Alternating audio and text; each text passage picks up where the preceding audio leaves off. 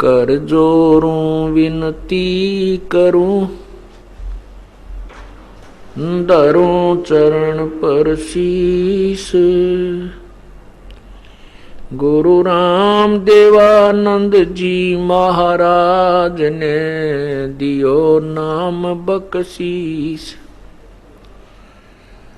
कोटि कोटि सिजदा करूं, कोटि कोटि प्रणाम। चरण कमल में राखियो, मैं बांदी जाम गुलाम।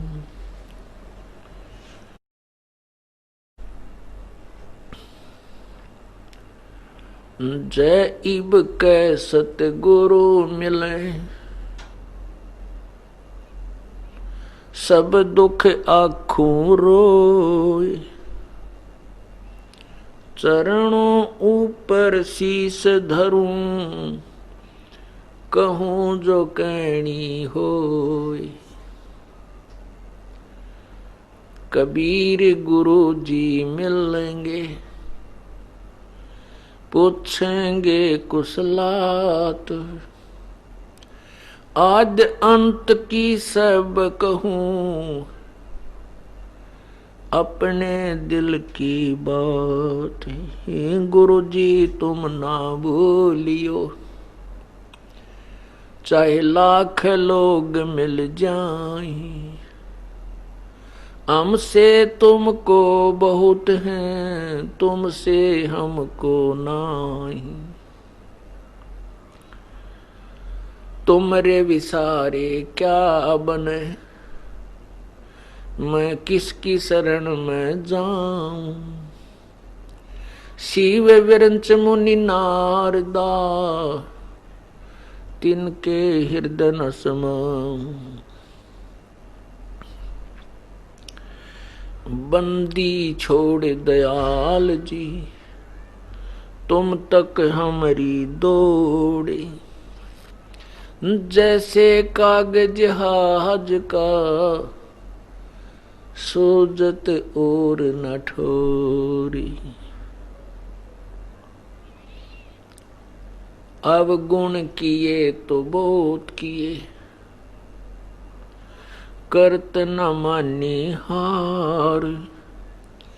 बावे बंदा बख्श दियो, बावे गर्दन उतार। अवगुण मेरे बाप जी, बख्शो गरीब नवाज।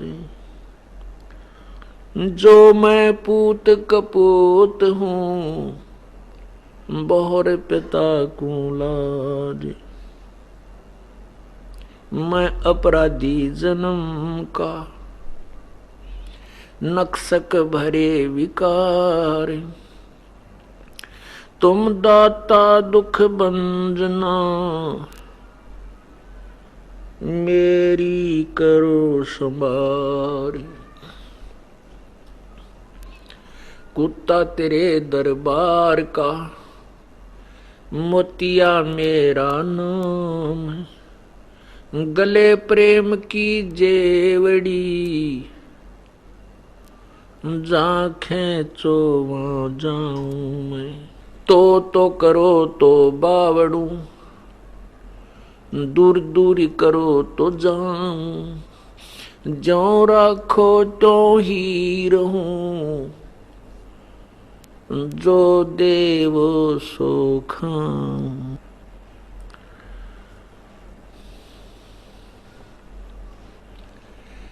गुरु बिन माला फेरते, गुरु बिन देते दान। गुरु बिन दोनों निष्फल हैं, चाहे पूछो वेद पुराण। गुरु गोविंद दोनों खड़े, किसके लागू पाए। बलिहारी गुरु अपना, जिन गोविंद दियो मिलाए।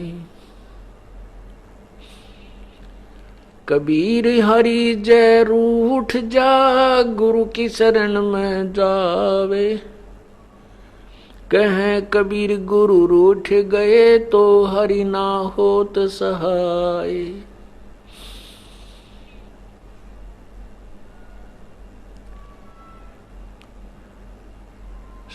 सतगुरु के उपदेश का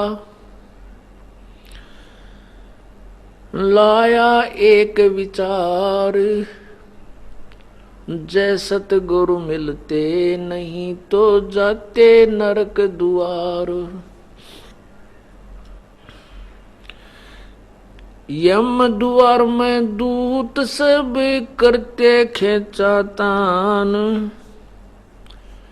उनसे कबू नहीं छूटता फिर फिरता चारों खानी।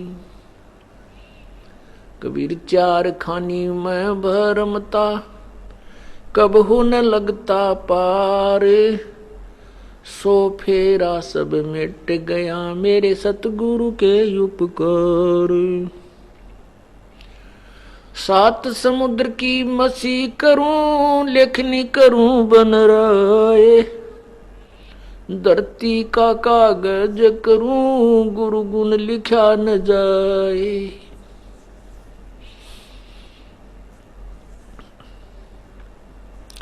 गुरु बड़े गोविंद से मन में देख विचार, हरि सुमरे सोवार हैं गुरु सुमरे होए पार।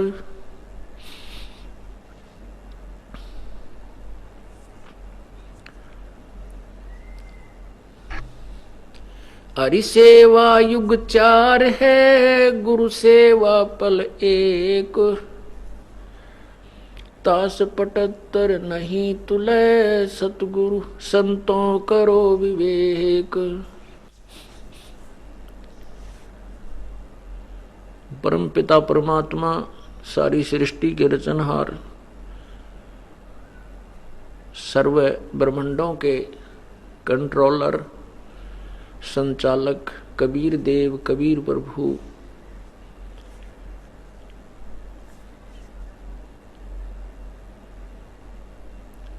अपनी प्यारी आत्माओं को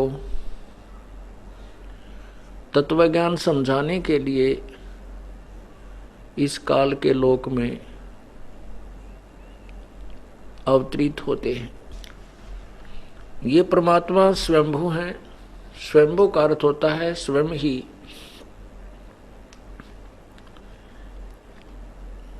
जिसका कोई जन्मदाता ना हो, जिसका कोई माता पिता ना हो, वह स्वयंभू परमात्मा होते हैं।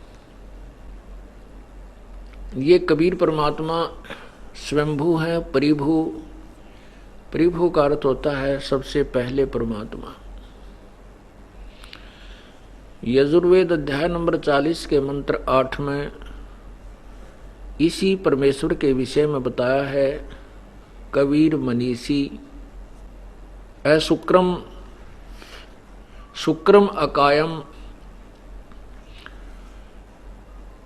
सनाविरम अबिंदम। परिभू, स्वयंभू, व्यवधाता,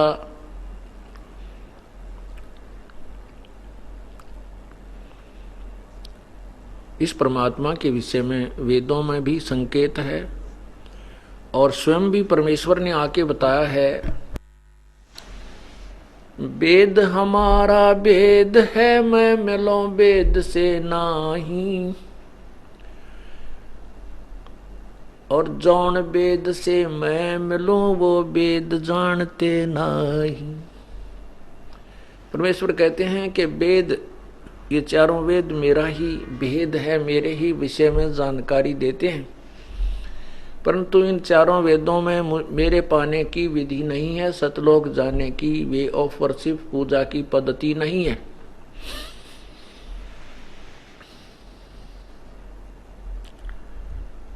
वो परमात्मा कबीर भगवान चारों युगों में स्वयं प्रकट होते हैं, जिसमें वो यहाँ पृथ्वी पर यानी काल के लोक में 21 ब्रह्मांडों में आते हैं।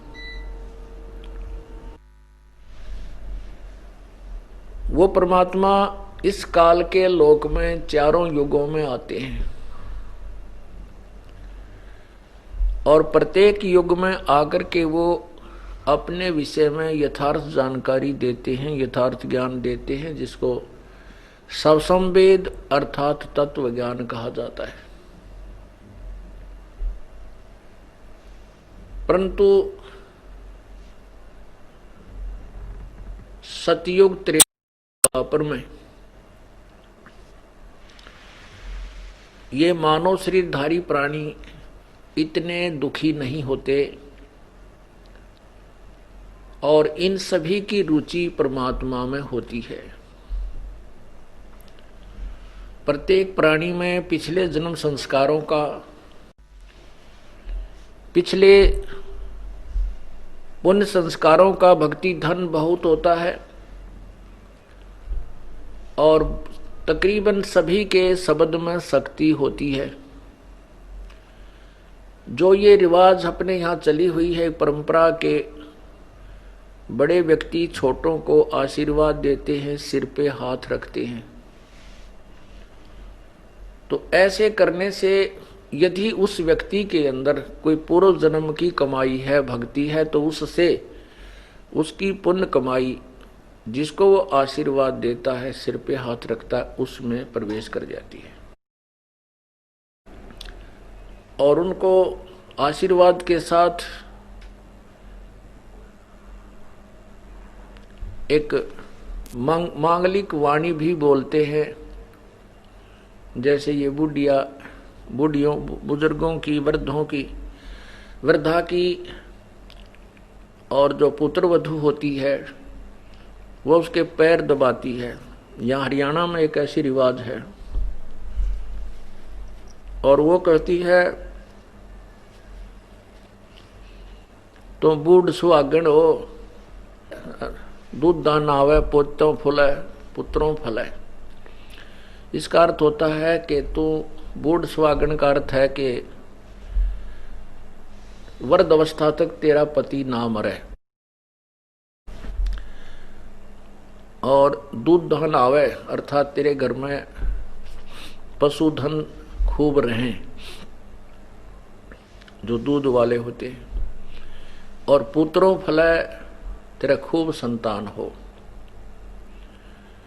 तो इस तरह के आशीर्वाद ये दिया करती थी। तो उससे क्या होता है कि पहले सभी भक्ति युक्त होते थे, भक्ति धन होता था, उनकी जेब में चवन्नी होती थी और उस चवन्नी, उस 10 रुपए उसकी जेब में हैं तो वो अपने पुत्र वधू को या अपने बेटों को, पोतों को, अपनी पुत्री को और देवता देवती को, वो बुजुर्ग स्त्री या पुरुष, दादा दादी, नाना नानी या माता पिता आशीर्वाद दे करके उनको तो निहाल कर देते थे, लेकिन उनकी जेब खाली हो जाती थी। तो ऐसे पहले एक परंपरा थी कि बड़े लड़के को पगड़ी बांध दी जाती थी, उसके साथ वो फिर जैसे पिता आशीर्वाद देता था ऐसे वो भी सबको शीश पे हाथ रखता था, पिता के रोल में आ जाता था। और एक कुछ ऐसी परंपरा आपने देखा होगा कि किसी परिवार में कोई झाड़ा लगाता है, उसके बाद वो अपनी शक्ति, वो झाड़े वाली उसको दे जाता है अपने पुत्र को, ज्येष्ठ पुत्र को, फिर वो लगाने लग जाता है। तो ये काल का भयंकर जाल है, ये काल का भयंकर जाल है। ये आपको फिर समझाएंगे क्यों, अलग विषय है, फिर भी थोड़ा संकेत देंगे। तो इस तरह ये काल हमें ठगता रहता है, हमें भक्तिहीन करा के, कति खाली जेब करवा के और फिर 84 लाख योनियों में गधे कुत्ते सूअर बना के छोड़ देता है। जैसे आप एक ही प्रमाण बहुत है बुद्धिमानों को समझने के लिए। राजा अम्बरीश थे। राजा अम्बरीश बहुत महान पुण्यात्मा थे, बहुत ही अच्छी श्रेष्ठ शक्ति विष्णु तक की किया करते थे। उसमें दुर्वासा जैसे सिद्ध पुरुष जिसके सामने इंद्र भी कांप जाता था, वो ऐसे क्रोधी और वचन शक्ति युक्त थे दुर्वासा जी। राजा अम्बरीश के दरबार में जाकर के उसने अपनी तड़ी जमानी चाही थी और राजा अम्बरीश को दुर्वासा जी ने मारने के लिए एक सुदर्शन चक्कर छोड़ दिया। अपनी कमाई था, अपनी शक्ति ने सुदर्शन चक्कर ने राजा अम्बरीश के पैर छुए और वापस दुर्वासा को मारने के लिए उसकी तरफ उग्र रूप धारण किया। दुर्वासा डर के मारे आकाश में सिद्धि से उड़ चला और वो चक्र सुदर्शन साथ साथ उसको मारने के लिए जा रहा है। इंद्र के पास गया, इंद्र ने भी हाथ जोड़ लिए कि मेरे बस की बात नहीं है, तू आगे चल। भगवान शिव के पास गया, ब्रह्मा के पास गया अपनी रक्षा के लिए।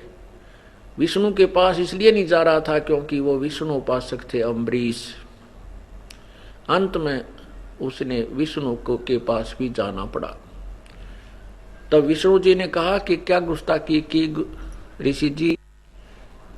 विष्णु जी ने कहा कि तूने क्या गुस्ताखी की ऋषि जी।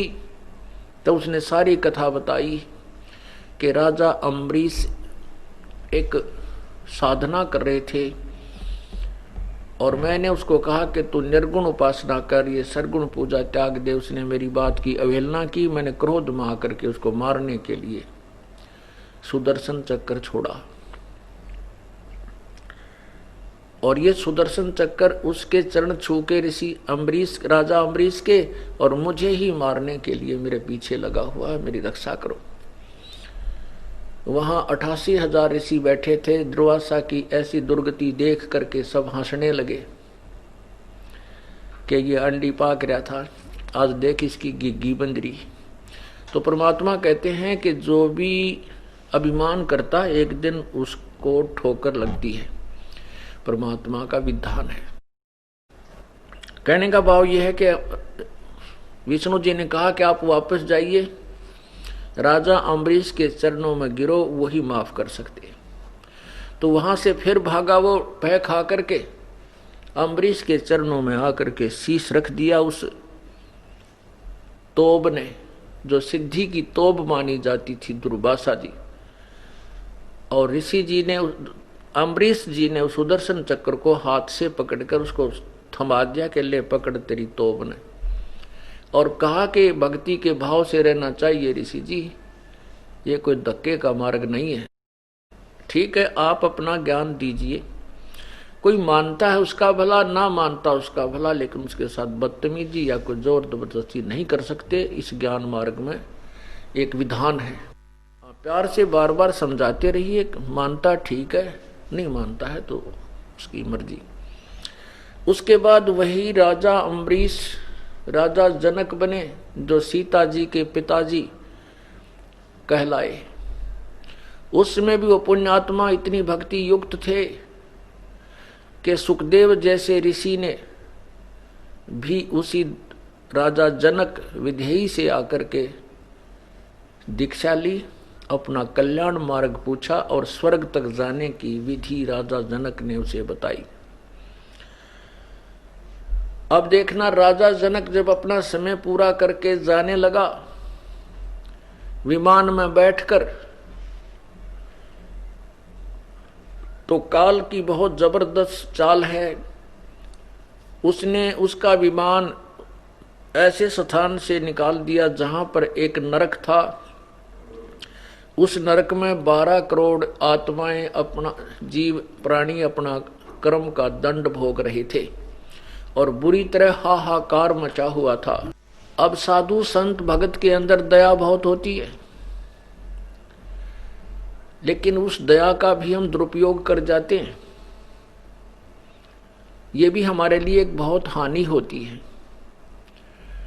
अब उसने देखा कि यहाँ बहुत बुरी तरह चिल्ला रहे हैं, एक दारुण आवाज आ रही है। राजा ने कहा अपने विमान चालकों को कि भाई पार्ख दो, अर्थात परमात्मा के जो दूत हो, तुम इस विमान को रोको। विमान रोक दिया गया। पूछा कि ये ऐसी करुणा में आवाज कहां से आ रही है, यहां किसको क्या तकलीफ है, कृपया पता करो, मुझे बताओ। तो उन देवदूतों ने बताया कि यहां पर एक नरक है राजन, और उसमें सभी प्राणी अपने किए हुए पाप कर्मों का दंड भोग रहे हैं, जिस कारण से वो चिल्ला रहे हैं, उनको यातनाएं दी जा रही हैं। राजा ने कहा कि इनको सभी को छोड़ दो, इनको इस यातना मत दो और नरक से निकाल दो। वो देवदूतों ने कहा कि राजन, यहां पर आपका हुक्म नहीं चलता, यहां पर धर्मराज का हुक्म चलता है। धर्मराय की आज्ञा से सब कुछ यहां हो रहा है। एक न्यायाधीश है यहां का, प्रत्येक ब्रह्मांड में चीफ जस्टिस। तो राजा ने कहा कि उस न्यायाधीश से मेरी बात कराओ। धर्मराज आया, उसने कहा कि राजन आप चलिए अपने लोग, आप स्वर्ग चलिए, और ये तो नरक है, जिसने जैसा कर्म किया है उसका दंड ये भोग रहे हैं। राजा ने कहा कि मेरे से इनका दुख नहीं देखा जाता, कृपा इनको छोड़ दीजिए। धर्मराज ने कहा कि मैं ऐसा नहीं कर सकता, परमात्मा का विधान है, इनको नहीं छोड़ा जा सकता। राजा ने कहा कि मुझे भी यहीं छोड़ दीजिए, मैं भी इन्हीं के पास रहूंगा, आगे नहीं जाऊंगा। धर्मराज ने कहा कि ऐसा भी नहीं हो सकता। अब राजा की ज्यादा जिद देखकर, हठ को देख करके धर्मराज ने एक विकल्प निकाला कि एक काम हो सकता है राजन, कि आप अपने पुण्य कमाई को इन्हें संकल्प कर दो, जितने तुम इच्छा करते हो, उस पुण्यों के आधार से हम इसको निकाल सकता हूं, और मेरे पास कोई विकल्प नहीं है। अब भावनावश बह करके, काल प्रेरित होकर के राजा जनक ने कहा कि मैं अपनी आधी पुण्य कमाई इन्हें संकल्प करता हूं। अब देख काल बली की चाल है। राजा जनक को झाड़ दिया, आधा खाली करवा दिया, जो सारे जीवन में उसने पुण्य यज्ञ हवन दान किए थे। धर्मराज ने उन सभी को उन्हीं के सामने विमान में बैठाया अलग से, और स्वर्ग भेज दिया। तब राजा जनक अर्थात अम्बरीश वाली आत्मा स्वयं भी स्वर्ग चली गई। स्वर्ग में अपने पुण्यों को समाप्त करके वही पुण्यात्मा फिर दोबारा ना जाने कितनी तो 84 लाख योनियों में गई होगी। उसके बाद फिर वो श्री नानक जी बने। नानक जी के रूप में श्री कालूराम मेहता जी के घर पाकिस्तान, वैसे उस समय हिंदुस्तान, वर्तमान में पाकिस्तान में हुआ, उनका जन्म हुआ। राजा जनक और राजा अम्बरीश रूप में उसी आत्मा के सामने हजारों लाखों सैनिक नौकर होते थे, और अपने पुण्यों को इस काल के जाल में फंस करके बर्बाद करके नष्ट करके वही पुण्यात्मा स्वयं एक नवाब के यहाँ सुल्तानपुर में नौकर लगे। उस प्यारी आत्मा को फिर परमात्मा आकर मिले। पूर्ण परमात्मा कहते हैं, जो जन हमारी शरण है ताका हूं मैं दासे, गेल गेल लाग्या फिरूं जब तक धरती आकाशे। परमात्मा कहते हैं कि जो हमारी शरण है उसका मैं दास हूं। जैसे श्री नानक देव जी, गुरु नानक देव जी, ये किसी समय किसी जन्म में परमात्मा के चरणों में रहे। जैसे आप पुण्यात्मा आज हैं, आप कभी 600 वर्ष पहले परमात्मा आए थे, तब भी उनके चरणों में रहे हो, तभी आपको शीघ्र ग्रहण किया जा रहा है, क्योंकि उस समय 64 लाख से सोए थे। वो 64 लाख तो अति शीघ्र परमात्मा के चरणों में आएंगे ही आएंगे, और बाकी जो नए आएंगे उन पे भी फिर सतभक्ति की कलम चढ़ाई जाएगी। तो ऐसे वही पुण्यात्मा किसी जन्म में परमात्मा के शरण में रह करके सतभक्ति की हुई थी। उस सत भक्ति के आधार से वो राजा बने, फिर राजा बने, और साथ में जो भक्ति धन था वो तो उनका साथ रहा। उसको तो काल फिर दोबारा उसको बर्बाद करवा देता भक्ति धन को। अभी तो वो पुण्य जो उसके दान धर्म के पुण्य थे वो स्वर्ग में समाप्त करवा दिए। उससे पहले प्रभु ने आकर के उस प्यारी आत्मा को स्वयं संभाला, कबीर भगवान ने, और उनको मोक्ष अधिकारी बनाया। अब जो प्रसंग चल रहा है हम उसी पर रिटर्न करते हैं, वापस आते हैं कि सतयुग त्रेता द्वापर में सभी पुण्यात्माएं होती हैं, उनके पास सतयुग में सबसे ज्यादा भक्ति धन होता है, लाखों वर्ष की आयु होती है, बहुत सुदृढ़ शरीर होता है, और उसमें सतयुग के अंदर स्त्री विधवा नहीं होती, पिता से पहले पुत्र नहीं मरता। ये विशेषकर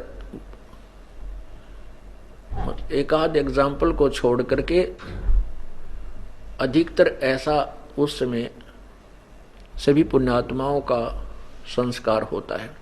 उन्हीं पुण्यात्माओं को सतयुग में जन्म दिया जाता है। फिर उनकी इतनी कमाई होती है, फिर त्रेता में भी वही आते हैं, अन्य भी आते हैं और वो भी आते हैं। फिर कुछ कमाई तो उन्होंने सतयुग में समाप्त की, फिर स्वर्ग चले गए, कुछ दान पुण्य किया, फिर त्रेता में फिर जन्म हुआ, तो फिर वहाँ अपनी कमाई को नष्ट किया। जैसे आपको बताया जा रहा है कि ये सिर पे हाथ रखना और आशीर्वाद देना उसी समय से प्रचलित है। और इससे क्या होता है कि जैसे आशीर्वाद अब भी देती हैं बुजुर्ग, बुढ़िया बूढ़े बुजुर्ग अब भी आशीर्वाद देते हैं, लेकिन अब तो वो खाली टूटी हैं। जैसे नल होते हैं, खाली नल हों और उसको ऑन करके नीचे कोई बाल्टी लगा हुआ है और उसमें जल पीछे कनेक्टेड नहीं रहा है, खाली नहीं है टैंकी, तो वो खुला है लेकिन उसमें जल नहीं आ रहा, और जल है तो वो जल निकल आता है। तो पहले भक्ति रूपी जल सभी में होता था और वो अपनी टूटी खोल करके दूसरों को भर दिया करते थे, स्वयं खाली होकर चले गए, 84 लाख योनियों में चले गए। तो अब हमने थोड़ा सा ये भी सावधान होना है। परमात्मा कहते हैं खाले पीले विलसले रे हंसा। परमात्मा कहते हैं कि छोड़ दे पछलों की रीत, पिछलों की रीत को छोड़ना पड़ेगा। जो पहले हम करते थे उन सभी को त्यागना पड़ेगा, क्योंकि वो शास्त्र विरुद्ध थी और हमें अब हानि करते थे। हम आशीर्वाद देते हैं, सिर पे हाथ रखते हैं, तो हमारी जो पुण्य होंगे तो उसमें प्रवेश कर जाएंगे और हमारी उतनी ही जेब खाली हो जाएगी।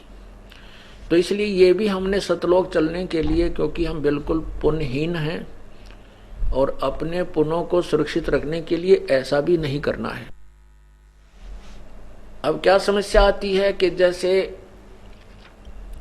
हमारी बेटियां हैं जो जिन्होंने उपदेश ले रखा है, वो कहीं ऐसे परिवार में उनका विवाह होता है कि वो उपदेशी नहीं है, तो वो कहते हैं कि हमने बुजुर्गों के पैर छूने पड़ते हैं, नहीं तो एक लोक वेद के आधार से हम निंदनीय हो जाते हैं, दुनिया बात बनाती है। तो उनके लिए हम प्रार्थना करते हैं कि आप चरण छू सकते हो लेकिन अपने चरण नहीं छुआना, क्योंकि हम चरण छुएंगे तो उससे कुछ ना कुछ लेंगे। मतलब हमारा वहां चरण छूने का उद्देश्य ये ना होना चाहिए कि ये मुझे कुछ दान दे या मुझे कोई आशीर्वाद दे, ऐसी भावना नहीं होनी चाहिए। केवल एक रिवाज है तो हम उनके चरण छुएं भी, दुख दर्द हो जावे बूढ़े बुजुर्ग जवान के पैर दबावा भी, कमर भी दबावें, सिर भी दबावें, मालिश करें, नवावें, ऐसी कोई वो दोष नहीं है। भक्तिहीनता या नाम नहीं खंड होता। नाम खंड उसका होगा जैसे आप किसी वृद्धा वर्द के पैर दबा रहे हो और वो आशीर्वाद दे रही है, बढ़ने जाएगी, आपको पता है ये खाली टूटी है, इसमें कुछ नहीं है, या वो बांडा है, इसके पल्ले कुछ नहीं है। वो कहती रहेगी अपने काना पे कटाड़े, और स्वयं अपने पैरों को नहीं छुआवे। चाहे फिर वो क्योंकि बड़े भी हो गए, और ऐसे भी उपदेशी हैं जिनके बच्चों लड़कों का विवाह होता है, पुत्र वधू भी आती हैं, वो चरण छूने की चेष्टा करती हैं, तो चरण जितने वो झुके उनका आदर भी अनादर नहीं करे, वो चरण छूने की चेष्टा करें, आप भी उतना ही झुक के उसके हाथ पकड़ ले और सीने से लगा ले, आ मेरी बेटी। बस सबसे प्यार अच्छा और ये बेस्ट मेथड है। तो इस प्रकार अपने चरण नहीं छुआने हैं, और किसी दूसरे का जैसे बुजुर्ग का सत्कार करने में पाप नहीं, ना कोई नामखंड नहीं होता। लेकिन उद्देश्य ये ना हो कि मैं इसके चरण छूं और ये मुझे आशीर्वाद दे, मुझे कुछ प्राप्ति हो पुत्र की या धन की, फिर नामखंड होगा। तो हमने किसी को सिर पे हाथ नहीं रखना, आशीर्वाद नहीं देना, ये हमारे फॉल पॉइंट हैं। ये हमें भक्तिहीन करने के काल के जाल और रिवाज है। इनको ऐसे तरीके से हमें एक बीच का रास्ता निकालना है कि सांप भी मर जाए, ये रिवाजें भी बंद हों और लाठी भी ना टूटे, हमारा नाम भी खंड ना हो। तो उसके लिए ये नहीं है कि किसी बुजुर्ग या बीमार हो जाता खूब पैर दबावे, उसकी मालिश करे, सिर की करे, शेक करे, जो भी कोई सेवा करनी है कि खूब करो। एक औपचारिकता या किसी दूसरे कारण से नहीं करना चाहिए। तो ऐसे क्या होता था, जैसे पहले पगड़ी बांधते थे, जिसको पगड़ी बांध दी बड़े बेटे का, तो वो आशीर्वाद देता था पहले ही कि ये मेरे बाद ये उत्तराधिकारी होगा। फिर कुछ क्या होता है कि मृत्यु के उपरांत वो बुजुर्ग, उनका पिता या दादा पितृभूत बनकर फिर उसी में प्रवेश कर जाता है, और अपनी शेष कमाई को फिर उसमें प्रवेश करके भी बांटता रहता है,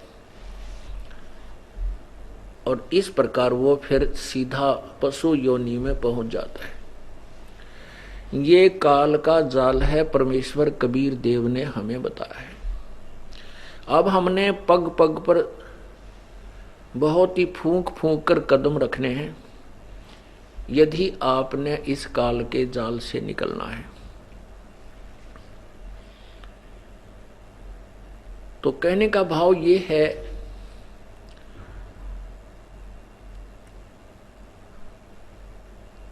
कबीर परमेश्वर चारों युगों में आते हैं। सतयुग में जब आए थे तो उनका नाम सत सुकृत था, और परमात्मा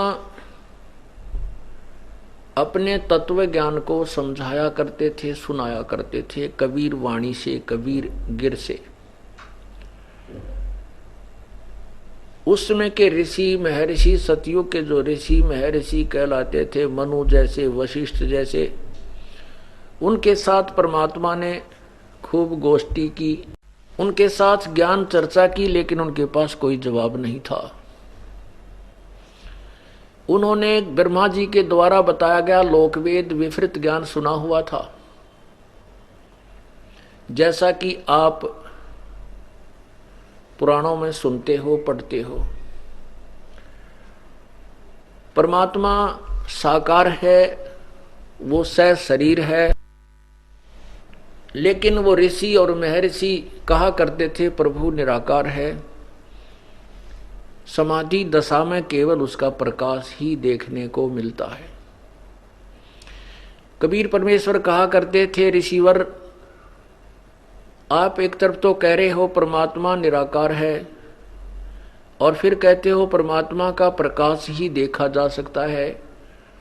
एक तरफ कहें कि सूर्य निराकार है, केवल सूर्य का प्रकाश ही देखा जा सकता है, तो सूर्य के बिना प्रकाश किसका होगा? जब सूर्य निराकार है, वो है ही नहीं, विजिबल ही नहीं है, तो प्रकाश कैसे देखा आपने उसका? इसी प्रकार आप कहते हो परमात्मा का प्रकाश देखा जा सकता है, तो प्रकाश परमात्मा का है, तो परमात्मा साकार है। जैसे सूर्य का प्रकाश देखा है तो सूर्य साकार है, डिवाइन लाइट देखी है, ट्यूब लाइट देखी है। ट्यूब लाइट देखी है तो ट्यूब साकार है, उसकी रोशनी देखी है। डिवाइन लाइट देखी है तो देव, देवी प्रकाश, तो देव है, उस देव से ही प्रकाश है। आपकी रोंग थ्योरी है। अब परमात्मा कहते हैं निरंजन धन तेरा दरबार, निरंजन धन तेरा दरबार, जहां पर तनिक न न्याय विचार, जहां पर तनिक न न्याय विचार। कह कबीर सुनो भई साधो, सब उल्टा व्यवहार। कह कबीर सुनो भई साधो, सब उल्टा व्यवहार। सच्चों को तो ये झूठ बतावे, इन झूठों का एतबार। निरंजन धन तेरा दरबार, निरंजन धन तेरा दरबार। अब परमात्मा सच्ची कहा करते थे, और वो मनु जैसे ऋषि जो महर्षि कहलाते थे, वो परमात्मा के द्वारा दिए गए उस सच्चे ज्ञान को स्वीकार ना करके अपनी ही अधूरी और इनकम्प्लीट थ्योरी के आधार पर, अनुभवहीनता के आधार पर परमात्मा को निराकार ही कहते रहे। और कबीर परमेश्वर को उल्टा ज्ञान कहने वाला, उल्टा बोलने वाला वामदेव नाम धर दिया, वामदेव नाम रख दिया।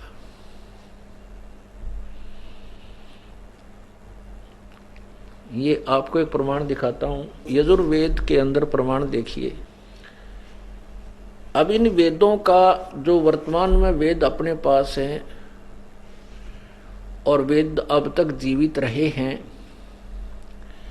इसके लिए मैं ये दास महर्षि, वैसे तो महर्षि तो नहीं कह सकते, बाकी स्वामी दयानंद जी का आभारी हूँ, क्योंकि इनको स्वयं तो वेदों का ज्ञान बिल्कुल नहीं था, ना ही कोई और ज्ञान था, ना कोई सामाजिक ज्ञान था, ना कोई भूगोल का ज्ञान था। ये बिल्कुल अज्ञानी थे। लेकिन इन्होंने ये कहाँ से सुन लिया कि वेद सच्चा ज्ञान है, वेद में जो लिखा वो सत्य है। इसकी यह रटना सही थी कि वेद जो है वो लिखा सही है, लेकिन स्वयं वेद के बारे में और कोई किसी भी विषय में उसको कतई ज्ञान था नहीं था, अज्ञानी था वो। फिर भी हम इतना शुक्रगुजार हैं कि यदि ये ऋषि दयानंद के अनुयायी अगर इन वेदों को सिर पे रखकर नहीं घूमते फिरते तो हमें शायद वेद देखने को भी नहीं मिलते। क्योंकि ये दास 37 वर्ष का हो गया था जब 1988 में नाम लिया। तब तक मैंने वेदों की शक्ल भी नहीं देखी थी, किसे है सुना करते वेद हैं, ये नहीं जानते थे वो कोई बुक है या कित ताम्र पत्रों पर लिखे हुए हैं या कित ताड़ के पत्रों पर लिखे हुए हैं, वो हैं कहाँ, कैसे होते हैं। वेद वेद सुने थे। अब इनको वेदों का कति ज्ञान नहीं था और इसके वेदों की आड़ में गलत ज्ञान प्रचार कर दिया और वो वेद ही हमारे काम आ गए। अब ये क्या कहते हैं स्वामी दयानंद जी, सत्यार्थ प्रकाश के 7वें समोल्लास में किसी ने प्रश्न किया कि वेदों का ज्ञान कब और किसने दिया। स्वामी जी ने कहा कि सर्वप्रथम परमात्मा ने, ब्रह्म ने 4 ऋषियों को एक एक वेद का ज्ञान दिया। बिल्कुल स्टार्ट में जब परमात्मा ने एक मनुष्य उत्पन्न किए, जोड़े उत्पन्न किए, उन्हीं में फर्स्ट सृष्टि में, प्रथम सृष्टि के उत्पन्न मनुष्यों में से 4 ऋषियों को एक एक वेद का ज्ञान दिया। उन ऋषियों के नाम हैं वायु, आदित्य, अंगिरा, अग्नि। अग्नि, वायु, आदित्य और अंगिरा। आदित्य सूर्य को कहते हैं। इन 4 वेदों को यह ज्ञान दिया। इससे पहले इन वेदों को फिर किसी ने प्रश्न किया है कि हो सकता है इन वेदों, ऋषियों ने ही इन वेदों को अपने अनुभव से प्रकट कर दिया हो कि नहीं। परमात्मा ने इनके हृदय में प्रवेश करके, ब्रह्म ने इनके हृदय में जीव रूप में प्रवेश करके, जैसे भूत बोला कर, जैसे श्री कृष्ण में प्रवेश करके गीता बोल दी, ऐसे उन ऋषियों के हृदय में ब्रह्म ने प्रवेश करके आत्मा में फिर वेद बोले। इससे सिद्ध उसका कहने का भाव ये है कि वेदों का ज्ञान ऋषियों को नहीं था, और सर्वप्रथम ये चारों वेद इन 4 ऋषियों ने जाने और पढ़े। फिर अन्य ऋषियों ने समाधिस्थ होकर के इनके अर्थ जाने और व्याकरण बनाई। उनका कहने का भाव ये है कि सृष्टि की आदि में इन 4 ऋषियों से पहले अतिरिक्त कोई भी ऋषि वेदों को नहीं जानता था, और किसी भी ऋषि आदि का नाम वेदों में नहीं है। तो उनकी एक थ्योरी तो समाप्त हो जाती, खत्म होती है। अभी आपको जो प्रमाण दिखाएंगे कि सृष्टि के आदि में इन वेदों में को बोला गया, और उन 4 ऋषियों को ही ये ज्ञान प्राप्त हुआ, अन्य को वेदों का ज्ञान नहीं था। और उन वेदों ने जो ज्ञान बोला वो केवल एज ए जैसे टेप रिकॉर्डर, जैसे टेप रिकॉर्डर में कैसेट डाल दी जा वो बोलता है, इतना योगदान उन ऋषियों वाले खोखे का था। बाकी उनका अपनी तरफ से कोई उन वेदों के बोलने में योगदान नहीं है। अब देखिए कि सृष्टि की आदि में बोले गए वेद, स्वामी जी कहते हैं उसके, तो ये भी इनका खंडन स्वयं ही होता है। यजुर्वेद अध्याय नंबर 12 के मंत्र नंबर 4 में, यजुर्वेद अध्याय नंबर 12 के मंत्र नंबर 4 में स्वामी जी खुद कहते हैं, ये देखिएगा, यजुर्वेद और ये महर्षि दयानंद सरस्वती द्वारा इसका अनुवाद है। यहां देखना, प्रकाशक हैं सार्वदेशीय कार्य प्रतिनिधि सभा 2/5 महर्षि दयानंद भवन, रामलीला मैदान, नई दिल्ली। यजुर्वेद आर्य भाषा भाष्य संपूर्ण 40 अध्याय महर्षि दयानंद सरस्वती कृत। स्वामी दयानंद जी ने इन वेदों का अनुवाद किया। अब देखना, ये इसके 12वें अध्याय में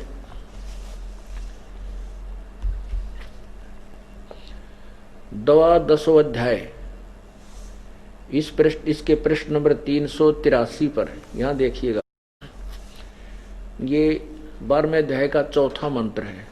अनुवाद किया है, हे विद्वान, जिस कारण आपका 3 कर्म उपासना और ज्ञान से युक्त दुखों का जिससे नाश हो, गायत्री छंद से कहे विज्ञान रूप अर्थ नेत्र बड़े बड़े रथों के सहाय से दुखों को छुड़ाने वाले इधर उधर से के अव्यय स्तुति के योग्य ऋग्वेद आत्मा अपना स्वरूप उष्णिक आदि छंद कान आदि अंग। अब यहां देखना, यजुर्वेद के मंत्र नाम ग्रहण करने और छोड़ने योग्य व्यवहारों को के योग्य वामदेव ऋषि ने जाने व पढ़ाए। फिर देखिए, यजुर्वेद के नाम ग्रहण करने और छोड़ने योग्य व्यवहारों के योग्य वामदेव ऋषि ने जाने व पढ़ाए। स्वामी जी की ये थ्योरी तो खत्म होगी कि सृष्टि की आदि में सबसे पहले वेद 4 ऋषियों को मिले थे, अन्य ऋषि को नहीं ज्ञान था। और जो वेद आपको दिखाए इनको वही वेद मानते हैं जो सृष्टि की आदि में बोले गए। ये सिद्ध हो गया कि इसमें स्पष्ट स्वयं लिख रहे हैं कि वेदों को वास्तविक अर्थों को, वेदों के वास्तविक अर्थों को और जो शास्त्र अनुसार जो शास्त्र अनुकूल जो साधना व्यवहार थे उनको ग्रहण करने और उनको न करने छोड़ देने के सभी व्यवस्था को और वेद के मंत्र यजुर्वेद के मंत्रों को वामदेव ऋषि ने स्वयं जाना भी और अन्य को पढ़ाया भी उसी ने। यथार्थ रूप से उसी ने जाना वेदों को और उसी ने आगे पढ़ाया। पुण्यात्माओं, इस अनमोल ज्ञान को परमात्मा के बिना कोई नहीं सुलझा सकता है। इस दास को उसी परमपिता कबीर परमेश्वर ने बुद्धि दी है, नहीं तो हम जीव बुद्धि के प्राणी इन सदग्रंथों को नहीं समझ सकते। ये तो परमात्मा प्रदत्त एक दिव्य बुद्धि होती है, वो दिव्य ज्ञान दिव्य बुद्धि हमें दी है और जिसके आधार पर उसी परमात्मा की कृपा से इस अथाह समुद्र रूपी सदग्रंथों रूपी अथाह समुद्र से अब ये मोती निकाल कर, जैसे गोताखोर होता है उस नीचे गोता लगाता है और मोती की मुट्ठी भर के बाहर छोड़ देता है। तो दास ने इन सदग्रंथों रूपी सागरों में उस परमपिता के सहारे से डुबकी लगाई और ये तथ्य आपके समक्ष ला करके तत्वज्ञान रूपी मोती आपके समक्ष प्रकट कर दिए। अब आप धनवान हो जाओगे। तो परमात्मा को वामदेव कहने लागे वह मैं ऋषि, वो अज्ञानी मनु जैसे, वशिष्ठ जैसे, विश्वामित्र जैसे, और परमात्मा आए थे यही ज्ञान जो आज दास बता रहा, ये सतयुग से कहने लगे थे, लेकिन उस परम पिता की वाणी को स्वीकार नहीं किया गया। अब स्वीकार होगा। आपने धर्मदास नामक एक पुण्यात्मा का विवरण बार बार सुना है। वो धर्मदास पुण्यात्मा कितनी पुण्यात्मा थी जिसके पीछे प्रभु घूम रहा था। जैसे एक नानक साहब के पीछे घूमे और वह ढूंढ लिए जाकर के दरिया के किनारे। वो कितनी पुण्यात्मा होंगी वो नानक जी, जिनको परमात्मा ने सीने से लगाया, उनके साथ वार्ता की, उनको सचखंड लेकर के गए और फिर भी रह रहकर उनसे मिलते रहे। ऐसे ही वो पुण्यात्मा धर्मदास जी कितनी पुण्यात्मा होंगी जिनके साथ परमात्मा रहे और अपना भेद बताया।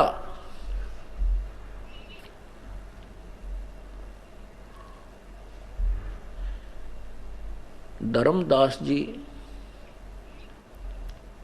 एक वैश्य कुल में जन्म था।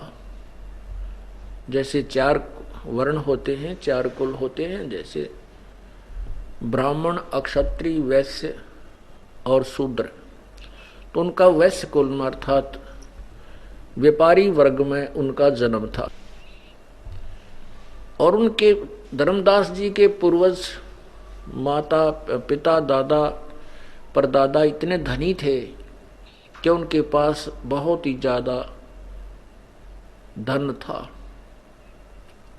कहने को यहाँ तक आता है कि बांधवगढ़ के नवाब पर जब कभी कोई आपत्ति आती थी, जैसे अकाल गिर जाना या फ्लड आ जाना, महामारी आ जाना, आपत्ति आ जाती थी, वित्तीय हालत उसकी खस्ता हो जाती थी, तो धर्मदास के पूर्वजों से वो वित्तीय सहायता लिया करता था।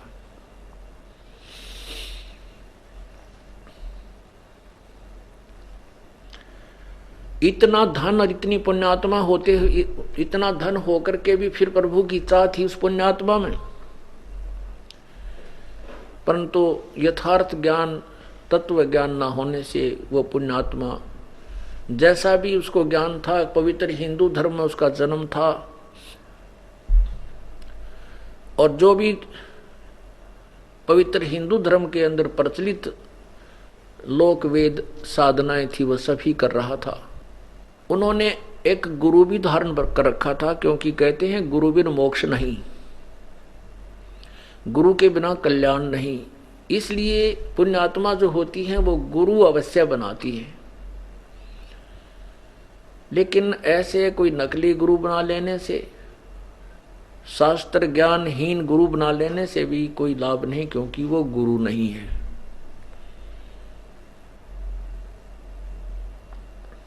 फिर भी जो आपको ज्ञान बताना चाहते हैं उसके लिए कथा सुनाई जाती है, उस कथा से फिर निष्कर्ष निकलता है, फिर हम इस तत्व ज्ञान से परिचित हो पाते हैं।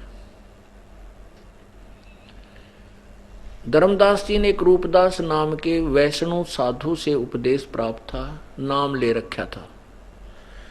रूपदास जी वैष्णव परंपरा के साधु थे। विष्णु जी को सर्वशक्तिमान, सर्वेश्वर, मृत्युंजय, सर्वशक्तिमान, सबके रचयिता मानते थे।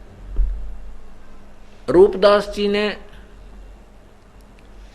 उस प्यारी आत्मा धर्मदास जी से को आदेश दिया हुआ था कि बेटा एकादशी का व्रत किया कर, नित्य गीता का पाठ किया कर, एक अध्याय आधा अध्याय जैसा तेरे से पाठ हो प्रतिदिन इसका पाठ किया कर, और धर्म भंडारे किया कर, धर्म यज्ञ किया कर, भंडारा किया कर। और बेटा यदि तीर्थ भ्रमण कर सके तो बहुत ही पुण्य होता है, सर्व पाप नष्ट हो जाते हैं। उस तीर्थ के पाप धर्म, उस तीर्थ पर जाने से ये लाभ है, उस तीर्थ पर जाने से ये लाभ है, जैसा भी विष्णु पुराण में लिखा हुआ वो सारा सुना रखा था।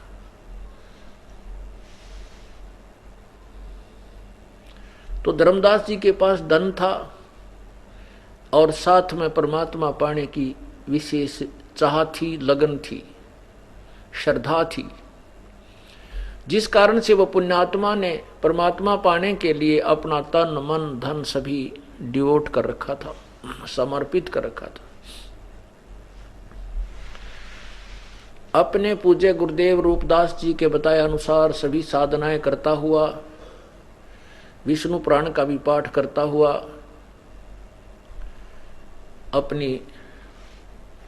अपने जीवन सफर को कर रहा था। एक बार उसने निश्चय किया कि सभी तीर्थों का भ्रमण करता हूं, परमात्मा ने धन बहुत दिया है, वहां जाऊंगा, दान भी करूंगा। और इतना श्रद्धालु था कि उसने कहा कि पैदल ही जाऊंगा, मैं परमात्मा के लिए अपने शरीर को भी कष्ट दूंगा। उसी आधार से वो अपना तीर्थ भ्रमण करता हुआ जा रहा था। उसी भ्रमण को करते करते वो मथुरापुरी पहुंच गया। वो भी तीर्थों में से एक तीर्थ गिना जाता है। मथुरा में वृंदावन मथुरा में वो पहुंच गया धर्मदास जी। और जिस तालाब में श्री कृष्ण जी कभी स्नान किया करते थे, कुछ दिन रुके थे मथुरा में, ज्यादा समय नहीं रहे थे, क्योंकि फिर काल्यावन आ गया था झगड़ा करने के लिए, लड़ाई करने के लिए 18 करोड़ सेना लेकर के। तो भगवान श्री कृष्ण सभी अपने वंशजों, यादवों को, अपने पूर्वजों को लेकर के बहुत दूर चला गया था, द्वारका में, जहां पर द्वारकाधीश मंदिर बना हुआ है। श्री कृष्ण जी का जहां अंतिम संस्कार किया गया था, वहां पर एक द्वारका तो नहीं रही है, वो समुद्र में डूब गई है। बाहर जहां उनका अंतिम संस्कार किया था वो शेष स्थान है, उस पर मंदिर बना रखा है, वहां चला गया था। फिर भी हम परमात्मा की चाह तड़फ में जैसा भी गुरुओं ने ज्ञान दिया उसके आधार से उस तालाब पर पहुंच गए जहां पर श्री कृष्ण जी गवें चराने जाते थे और वहां पर स्नान करते थे। और परमात्मा कहते हैं, जो जन हमारी शरण है ताका हूं मैं दासे, गेल गेल लाग्या फिरूं जब तक धरती आकाश। जो बच्चा गौ की नजर में यूं साईं को संते, भक्तों के पीछे फिरे वो भक्त वत्सल भगवंत। गोता मारूं स्वर्ग में जा बैठूं पाताल, गरीबदास ढूंढता फिरो मैं अपने हीरे माणिक लाल। परमात्मा कहते हैं कि गोता मारूं स्वर्ग में और एक पल में पहुंच जाऊं पाताल लोक में। अपनी प्यारी आत्माओं को, पुण्य आत्माओं को जो कभी मेरे साथ रही थी किसी युग में, असंख्य युग हो गए हमने यहाँ भरमते और भटकतों को, तो जो पुण्यात्मा परमात्मा के चरणों में आई है और काल ने फिर बीच में खंड कर दिए हैं, फिर भी परमात्मा उनके पीछे भटकते रहते हैं। परमेश्वर कबीर देव जी कहते हैं, मैं रोवत हूं सृष्टि को, ये सृष्टि रोवे मोहे, गरीबदास इस वियोग को समझ न सकता कोई।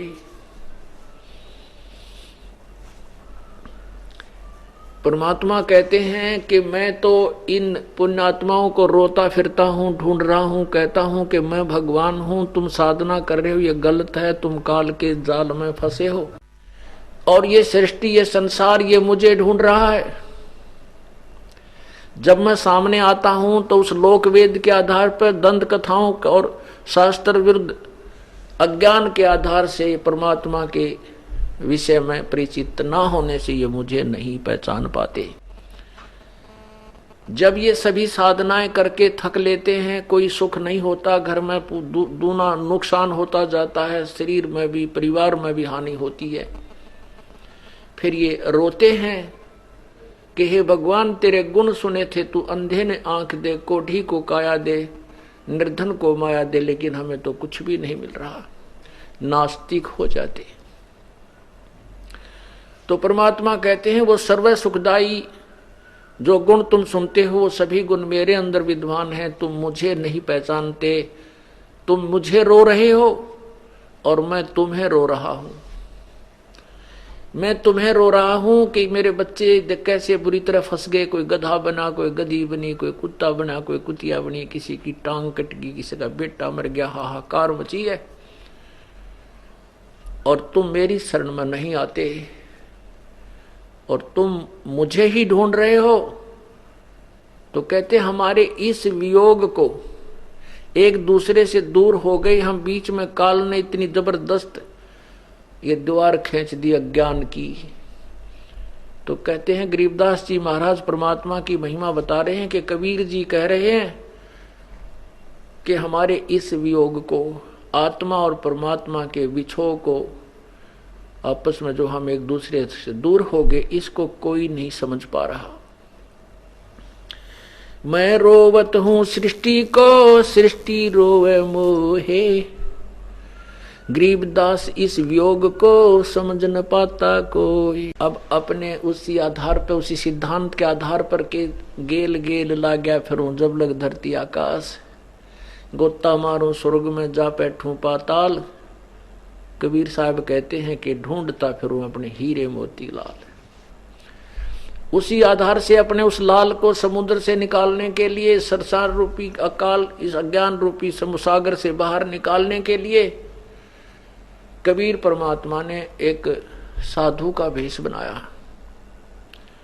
जो मुसलमान संत बनाते हैं, जिंदा महात्मा का रूप बनाते हैं, जिंदा, वो जिंदा बाबा कहलाते हैं, वो बाबा जिंदा कहलाते हैं, वो कबीर परमात्मा ही होते हैं।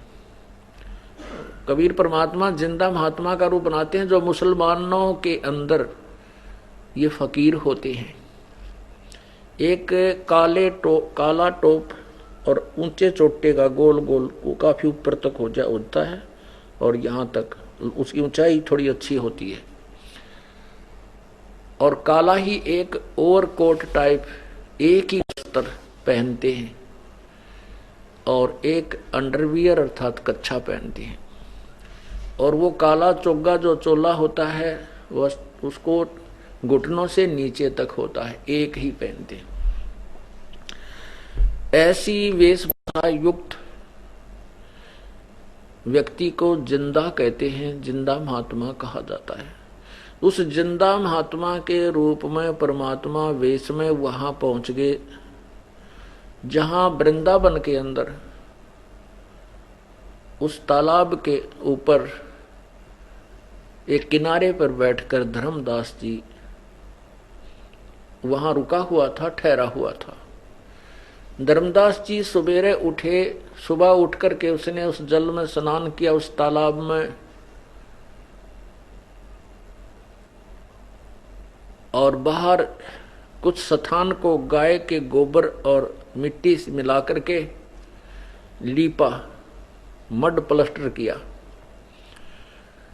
और फिर उसके ऊपर एक कपड़ा, स्वच्छ कपड़ा बिछाया।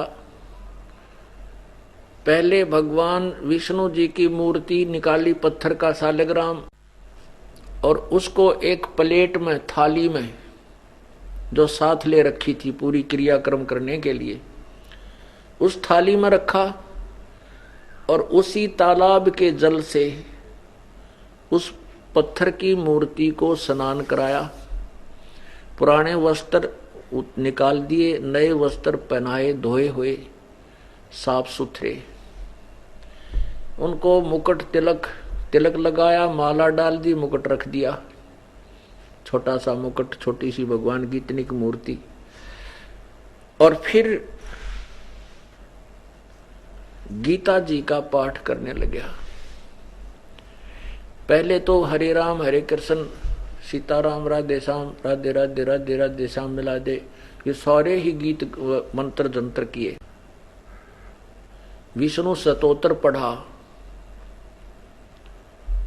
उसके बाद उसी समय परमात्मा कबीर जी जिंदा महात्मा के रूप में उसके से थोड़ी सी दूरी पर 50 फुट की दूरी पर बैठकर धर्मदास जी जो भी क्रियाएं कर रहा था उसको बड़े ध्यान पूर्वक देख रहे थे।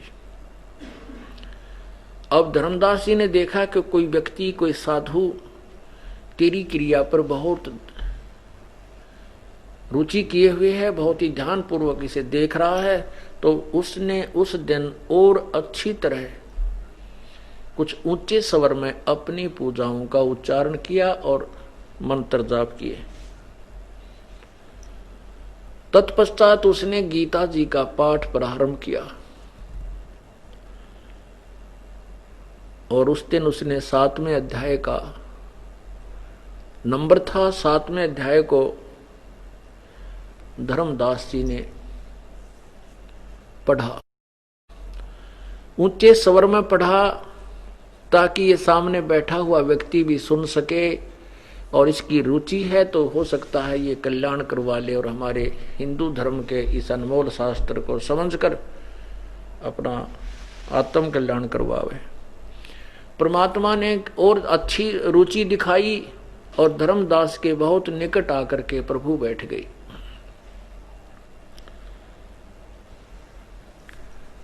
अब वो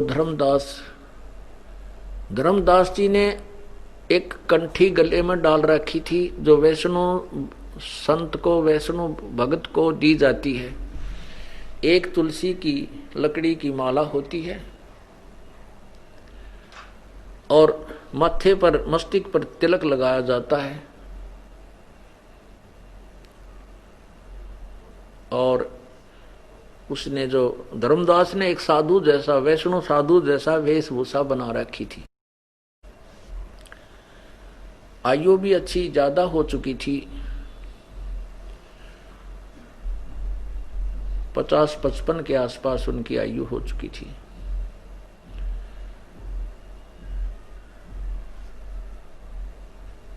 जब उसने अपनी सभी क्रियाएं कर ली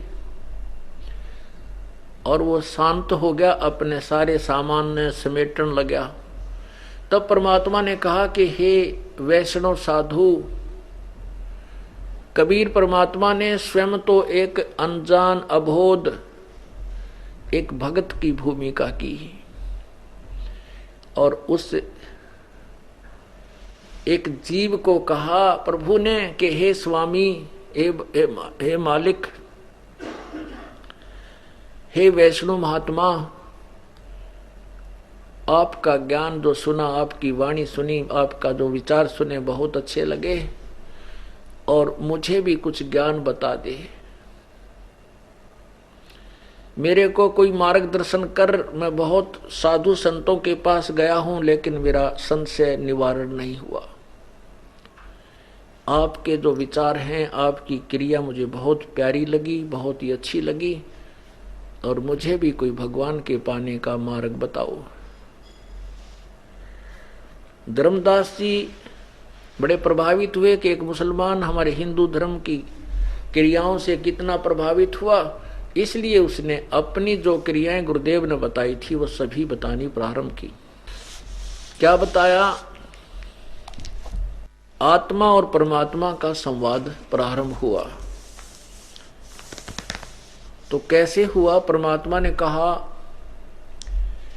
ज्ञान सुना दे, विधि बता दे, हो मेरा कल्याण भक्त मैं अर्ज करूं। ज्ञान सुना दे, विधि बता दे, हो मेरा कल्याण भक्त मैं अर्ज करूं। धर्मदास तब न्यो बोला, 68 तीर्थ नाऊंगा। धर्मदास तब न्यो बोला, 68 तीर्थ नाऊंगा। गीता जी का पाठ करत हूँ, इस विद मुक्ति पाऊंगा। गीता जी का पाठ करत हूँ, इस विद मुक्ति पाऊंगा। राम कृष्ण का गुण गाऊंगा, राम कृष्ण के गुण गाऊंगा। मिल स्वर्ग में स्थान भक्त मैं अर्ज करूं। ज्ञान सुना दे, विधि बता दे, हो मेरा कल्याण भक्त मैं अर्ज करूं। परमात्मा कहते हैं,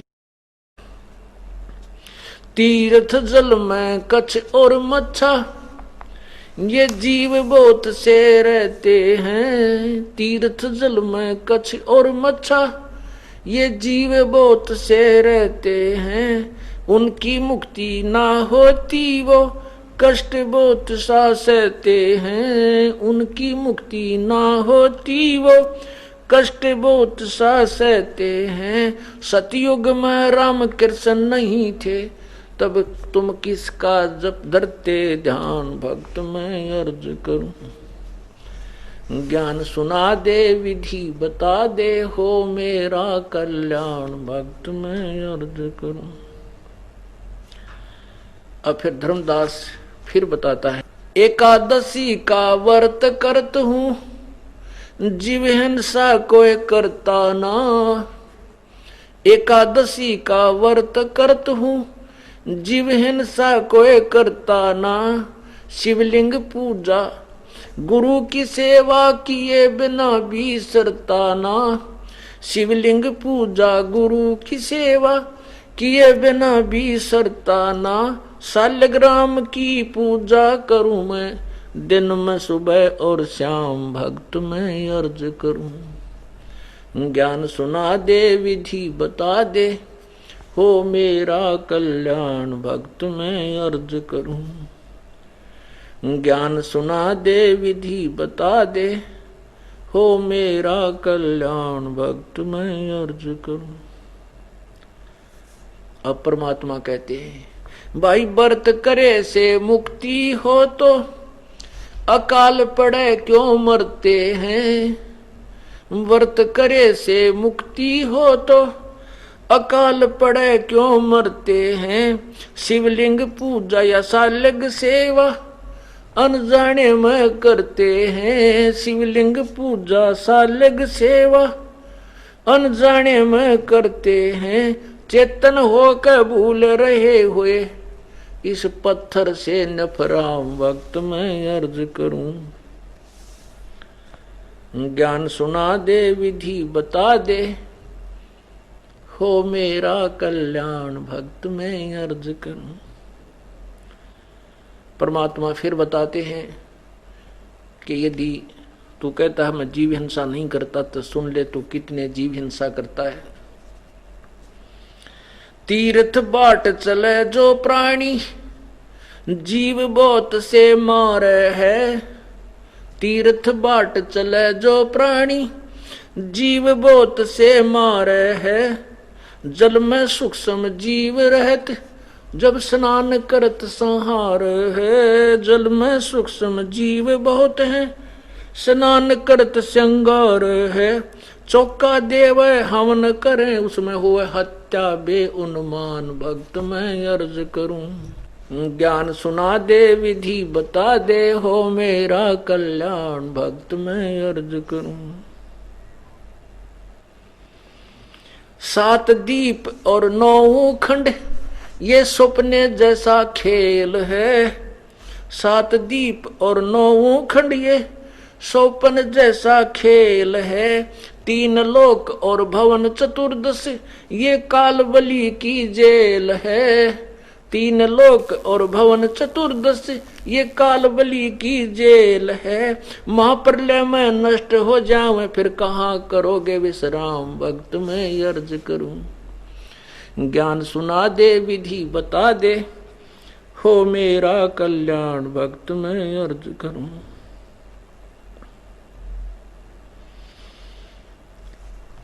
अब धर्मदास विचलित हो जाता है अपने पूजा से, सचमुच गलत कर रहा हूं।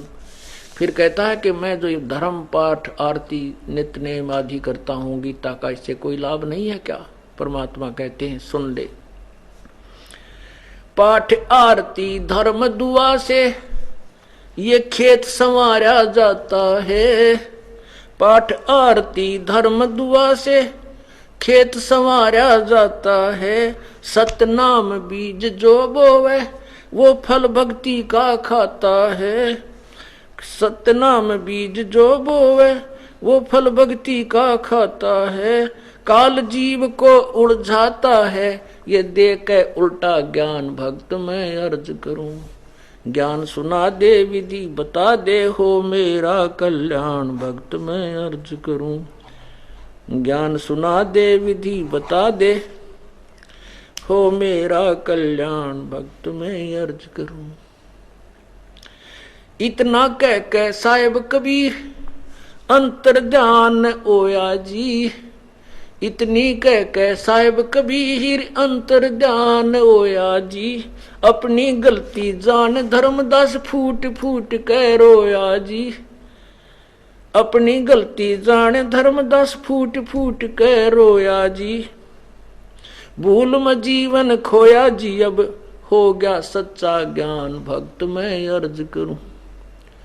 ज्ञान सुना दे विधि बता दे, हो मेरा कल्याण भक्त मैं अर्ज करूं।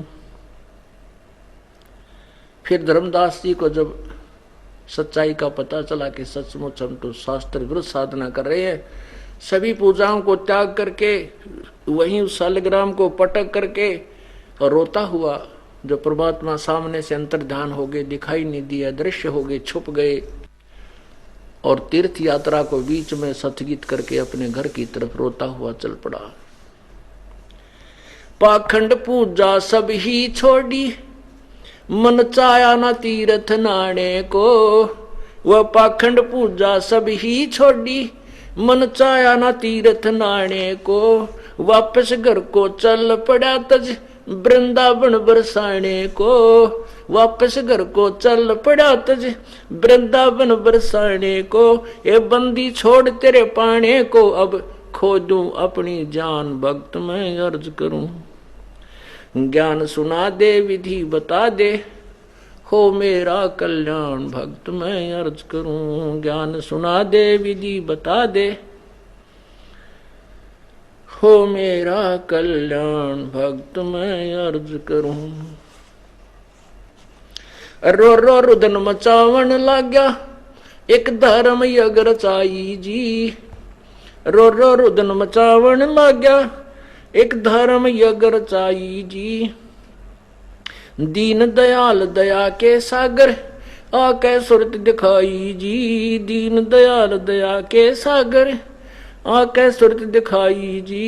रामपाल मुक्ति तब पाई जब मिले कबीर भगवान भक्त मैं अर्ज करूं। ज्ञान सुना दे विधि बता दे, हो मेरा कल्याण भक्त मैं अर्ज करूं।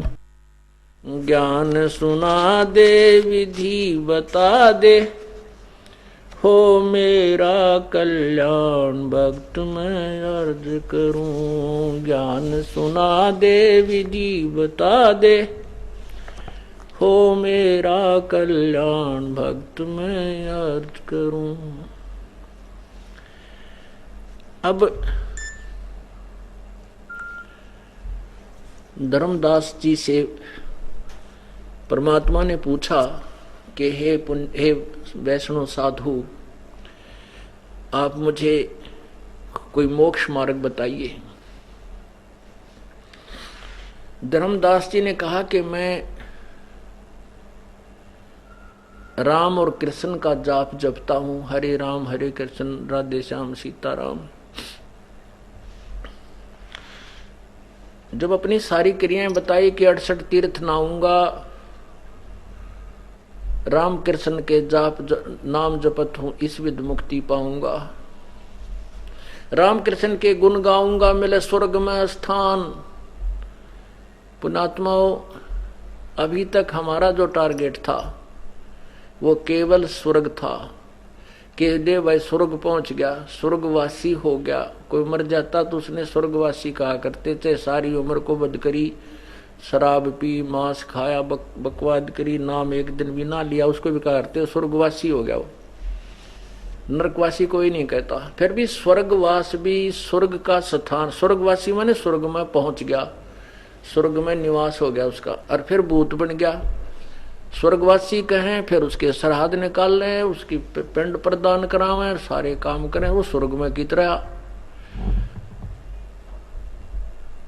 तो परमात्मा कहते कहन सुन की करते बात हमने कोई न देखा अमृत खाता। कहन कहन न स्वर्ग है, यहाँ कहने कहने को ठीक ठाक मौज हो रही है, पर मौज किसी की को ना। इस तरह हमने कोडवर्ड बना रखे हैं स्वर्गवासी, और क्या हाल है, मौज है, सब सुख है। सुख नाम की यहाँ चीज को ना कति भी। तो स्वर्ग क्या है? स्वर्ग एक रेस्टोरेंट है, एक होटल है, और होटल के अंदर वही व्यक्ति जा सकता है जिसकी जेब में कुछ पैसे हों। और जितने अच्छे होटल में जाएगा वहां उतनी ही अच्छी पूंजी वाला व्यक्ति ही जा सकता है, जहां प्रतिदिन के हजारों रुपए खर्च होते हैं। तो स्वर्ग तो ऐसा है जैसे गर्मी के महीने में, गर्मी के मौसम में 2 महीने मई और जून, कोई धनी व्यक्ति शिमला कुल्लू मनाली चला जावे, यहाँ हरियाणा से राजस्थान से जो बहुत जबरदस्त जिसमें गर्मी पड़ती है, वहाँ 2 महीने 2.5 महीने जितने 3 महीने वो रहे, वहाँ होटल में कमरा किराए पर लेता है। वहाँ बहुत अच्छी आबो हवा है, ठंडी ठंडी हवा चलती है, सारा दिन सुंदर वातावरण रहता है। और एक बार बैल दबा देते हैं, सर्वेंट आता है, जिस चीज की खाने की इच्छा है उसको उपलब्ध हो जाती है। लेकिन उसकी जेब उसी की कट रही है, पैसा उसी का खर्च हो रहा है जो उसने उस होटल मालिक के पास डिपॉजिट करा रखा है।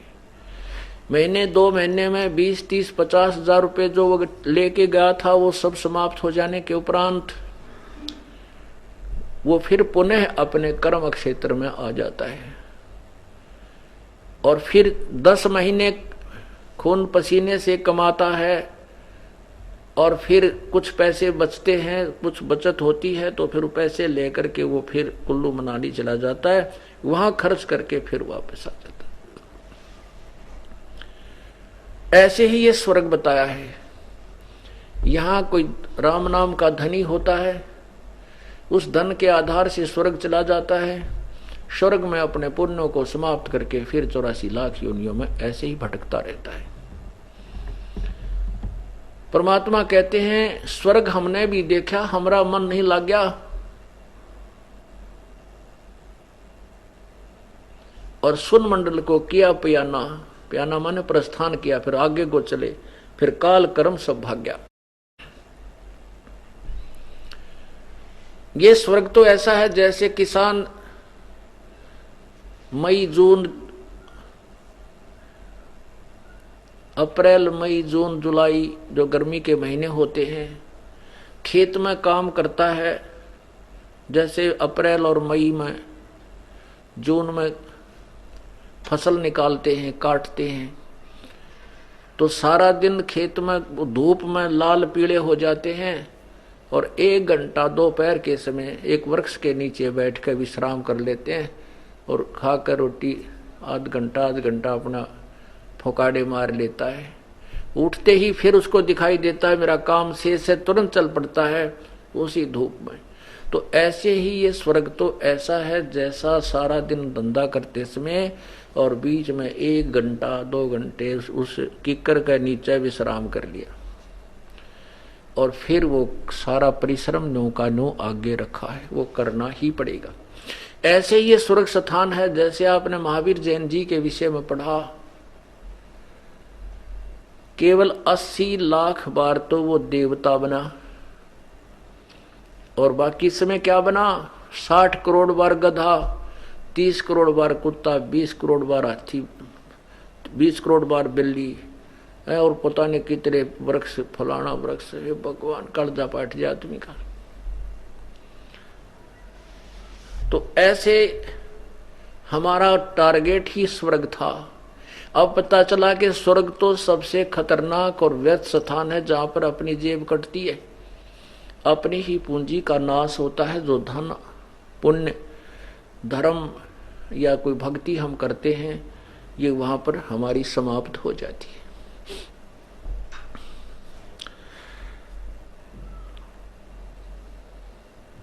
तो धर्मदास जी ने कहा कि मैं सब साधनाएं वो जो कर रहा हूं, ये मेरी साधनाएं हैं।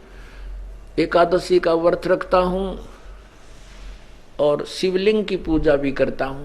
पुण्यात्मा वो आप देख लेना, क्योंकि हम उसी पवित्र धर्म, हिंदू धर्म में हमारा जन्म है, और उसी जो क्रियाएं हम करते थे, हम सभी करते थे। शिव जी का लिंग वो भी पूजना, शिव जी को की भी मूर्ति साथ रखनी, शिव पुराण भी पढ़ना, लेकिन विष्णु जी में पूरी दृढ़ विश्वास, यानी ईष्ट विष्णु जी, लेकिन पूजाएं सभी देवताओं की साथ साथ पैरेलल करते थे। इसी प्रकार धर्मदास जी कह रहे हैं कि शाल्यग्राम की शिवलिंग पूजा और शाल्यग सेवा ये भी करता हूं, और गुरु जी की भी पूजा करता हूं। तब और कहा, जब परमात्मा ने कहा कि आप कहते हो कि मैं 68 तीर्थ नहाऊंगा, परमात्मा ने कहा धर्मदास, हे पुण्यात्मा, हे महापुरुष, आपने जिस तालाब में स्नान किया सुबह सुबह, जिस तालाब में आपने स्नान किया, इसमें कितने जीव हैं, वो लोटा भर कर रखा था। साल उस पुण्यात्मा ने उसी जोड़ के पानी तक, उस तालाब के जल से वो लोटा भर कर रखा था, साथ में करमंडल, और उसमें वो जीव छोटे छोटे ऐसे फुदक रहे थे, ऐसे कूद रहे थे, उसके अंदर से छोटे छोटे घूम रहे थे। तब परमात्मा ने कहा कि देख धर्मदास, जिस जोड़ में तू नहा आया है, जिसको तीर्थ मानता है, कहता मैं कोई जीवन सा नहीं करता,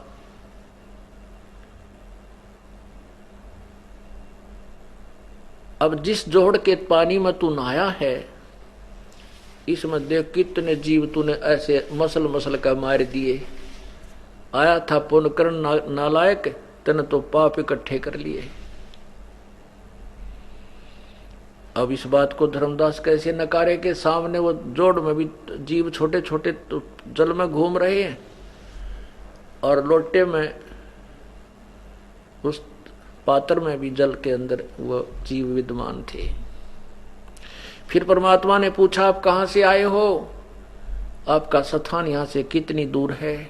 धर्मदास जी ने कहा कि मैं बांधवगढ़ से आया हूं और यहां से लगभग 200-250 कोस है।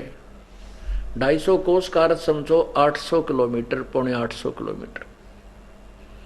और वहां से मैं पैदल आया हूं। महिमा बताता है कि मैं पैदल चला हूं, ऐसा श्रद्धालु हूं। परमात्मा कबीर देव ने कहा कि वहां से यहां तक पैदल आने में और कितने जीव मार दिए आपने, विचार करके देख पुण्यात्मा।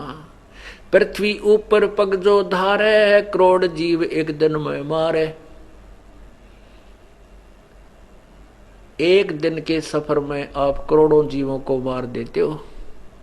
और फिर कहता मैं जीव हिंसा नहीं करता, क्योंकि ये व्यंग्यात्मक तरीके से धर्मदास ने कहा था, व्यंग्यात्मक दृष्टिकोण से कहा था कि ये मुसलमान संत है, साधु है, और हमारे रामकृष्ण के विषय में ये ऊट पटांग बोल रहा है। ईर्ष्यावश उसने कहा था कि हम कोई जीव हिंसा नहीं करते, हम मांस नहीं खाते, हम किसी का पाप नहीं करते।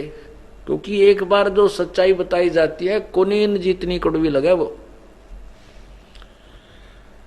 तो धर्मदास को बड़ा अंदर ही अंदर क्रोध आया और कहा था, उसका उत्तर दे रहे हैं परमात्मा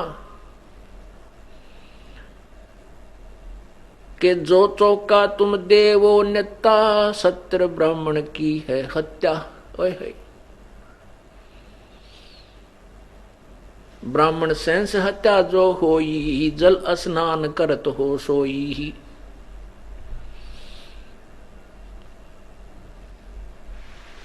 जो तूने ये लीप पोत कर रोटी बनाते हो, खाना बनाते हो, इसमें भी ना जाने कितनी हिंसाएं होती हैं। और जो लकड़ी जलाते हो, लकड़ियों में भी सूक्ष्म जीव मरते हैं। खाना पकाते हो, उसमें भी जीव मरते हैं। और जो तूने ये चौका लीपा था, ये स्थान लीपा है, इसमें भी जीव मरे हैं। अरी भांति पृथ्वी के रंगा, अंत कोट जीव उड़े पतंगा।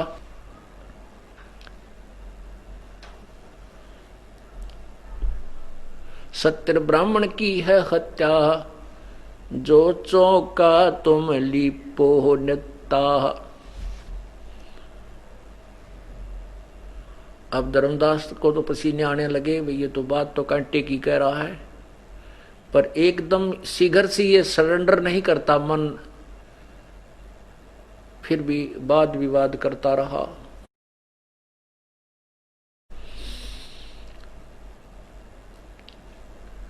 परमात्मा ने बताया कि आप कहते हो कि मैं व्रत रखता हूं।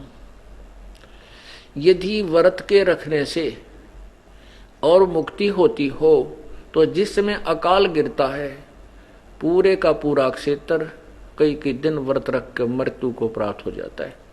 उसमें एकादशी, दशमी और द्वादशी, आठम, छठ, सप्तम, पूर्णवासी सारे व्रत आ जाते हैं और घास भी खाने को नहीं मिलता। अंत में तड़फ तड़फ कर मर जाते। तो वो सब मोक्ष हो गए होंगे, उनकी तो मुक्ति हो गई होगी। नहीं, ये आपको गलत मार्गदर्शन किया है। गीता जी अध्याय नंबर 6 के श्लोक नंबर 16 में कहा है कि अर्जुन, ये मोक्ष तो न तो अधिक खाने वाले का, न बिल्कुल न खाने वाले का, न अधिक जागने वाले का और न बिल्कुल न अधिक सोने वाले का होता है। कहने का भाव यह है कि जो बिल्कुल नहीं खाते अर्थात व्रत रखते हैं, वो भी मोक्ष के अधिकारी नहीं हैं। और जो इतना खावे हैं दड़ी पक्का है, फिर अंगड़ाई टूटे जा, वो भी नहीं। और वो जो सारी रात जागे डोंग दिखावा, तो वो सारी रात भोजन किया और दिन में फिर लटके ले बैठा बैठा जो कड़लनते सो जा, कहती ये कोई बात हुई? न तो अधिक जागने वाले का, ना गना सोने वाले का योग माने ये भक्ति सफल नहीं होती। और न ही व्रत रखने वाले का बिल्कुल ना खाना। गीता में तो लिखा है कि व्रत नहीं करना चाहिए और तुम व्रत करो। गीता जी कहती है कि तुम ब्रह्मा विष्णु महेश तीनों गुणों की पूजा मत करो और तुम उसको कर रहे हो। तो भगवान के विधान को तोड़ रहे हो।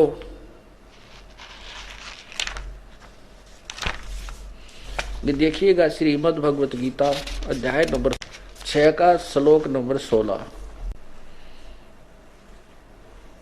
गीता प्रेस गोरखपुर से प्रकाशित श्रीमद् भगवत गीता अध्याय नंबर 6 ये श्लोक नंबर 16। हे अर्जुन, यह योग माने भक्ति, न तो बहुत खाने वाले का और न बिल्कुल न खाने वाले का, तथा न बहुत सहन करने वाले का यानी सोने वाले के स्वभाव का, और न सदा जागने वाले ही का सिद्ध होता है। गीता जी तो कह रही है तुम वेद जो व्रत नहीं रखना चाहिए और तुम गीता को पढ़ रहा है, कर रहा है विपरीत। गीता जी में लिखा है कि तीनों गुणों की पूजा करने वाले, राक्षस स्वभाव को धारण किए हुए मनुष्यों में नीच दुष्कर्म करने वाले मूर्ख ये मुझे भी ना भजते। और आप रजगुण ब्रह्मा, सदगुण विष्णु, तमगुण शिव जी, तीनों गुणों,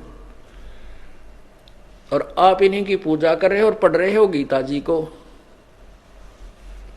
नित्य पाठ कर रहे हो। इस पाठ का क्या लाभ हुआ?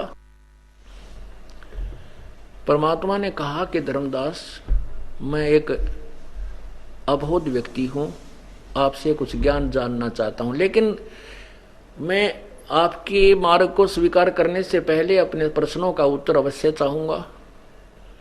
तो उनमें से परमात्मा ने प्रश्न किया कि जैसे एक किसान था और उस किसान को वृद्ध अवस्था में एक पुत्र की प्राप्ति हुई। किसान ने सोचा कि जब तक ये बच्चा अपने काम को संभालने योग्य होगा कृषि को, तो हो सकता है मेरी मृत्यु ना हो जाए। उसने अपना अनुभव एक कॉपी में लिख दिया, एक पैड पर लिख दिया और कहा, बेटा जब तू बड़ा हो जाए, खेती करने लगे, तो मेरे इस अनुभव के लिखे हुए को पढ़ लेना। इसको प्रतिदिन पढ़ के फिर उस काम को करने जाना। तू मार नहीं खाएगा, तेरी खेती सफल होगी। जब वो लड़का जवान होया तो वो बुजुर्ग जो है अब शरीर त्याग गया। अब उस किसान का लड़का प्रतिदिन अपने पिता के अनुभव को, लिखे हुए लेख को रोज पढ़ता है और करता उसके विपरीत है।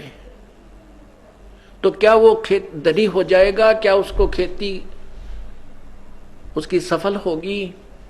धर्मदास जी ने कहा कि नहीं, उसने वैसे ही करना चाहिए जैसे उसके पिताजी ने वो उसका अपना अनुभव लिखा हुआ है, उसके अनुसार ही उसने उसी समय पर खाद बीज बोना चाहिए, उसी समय खाद डालना चाहिए, इतने ही उसकी बार सिंचाई करनी चाहिए। तो परमात्मा ने कहा, प्यारी आत्मा, आप भी उसी प्रकार कर रहे हो। गीता जी में जो कहा जा रहा है कि तीनों गुणों की पूजा, रजगुण विष्णु, तमगुण शिवजी, सतगुण विष्णु, इनकी पूजा करने वाले, जिनका इन्हीं के द्वारा ज्ञान हरा जा चुका, वो राक्षस स्वभाव को धारण किए हुए मनुष्यों में नीच दुष्कर्म करने वाले मूर्ख मुझे भी नहीं बजते। गीता जी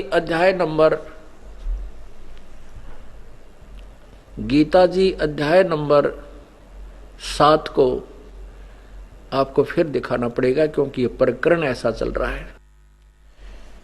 परमात्मा ने धर्मदास जी से कहा कि आपने अभी गीता जी के 7वें अध्याय को पढ़कर सुनाया, उसमें आप देखिएगा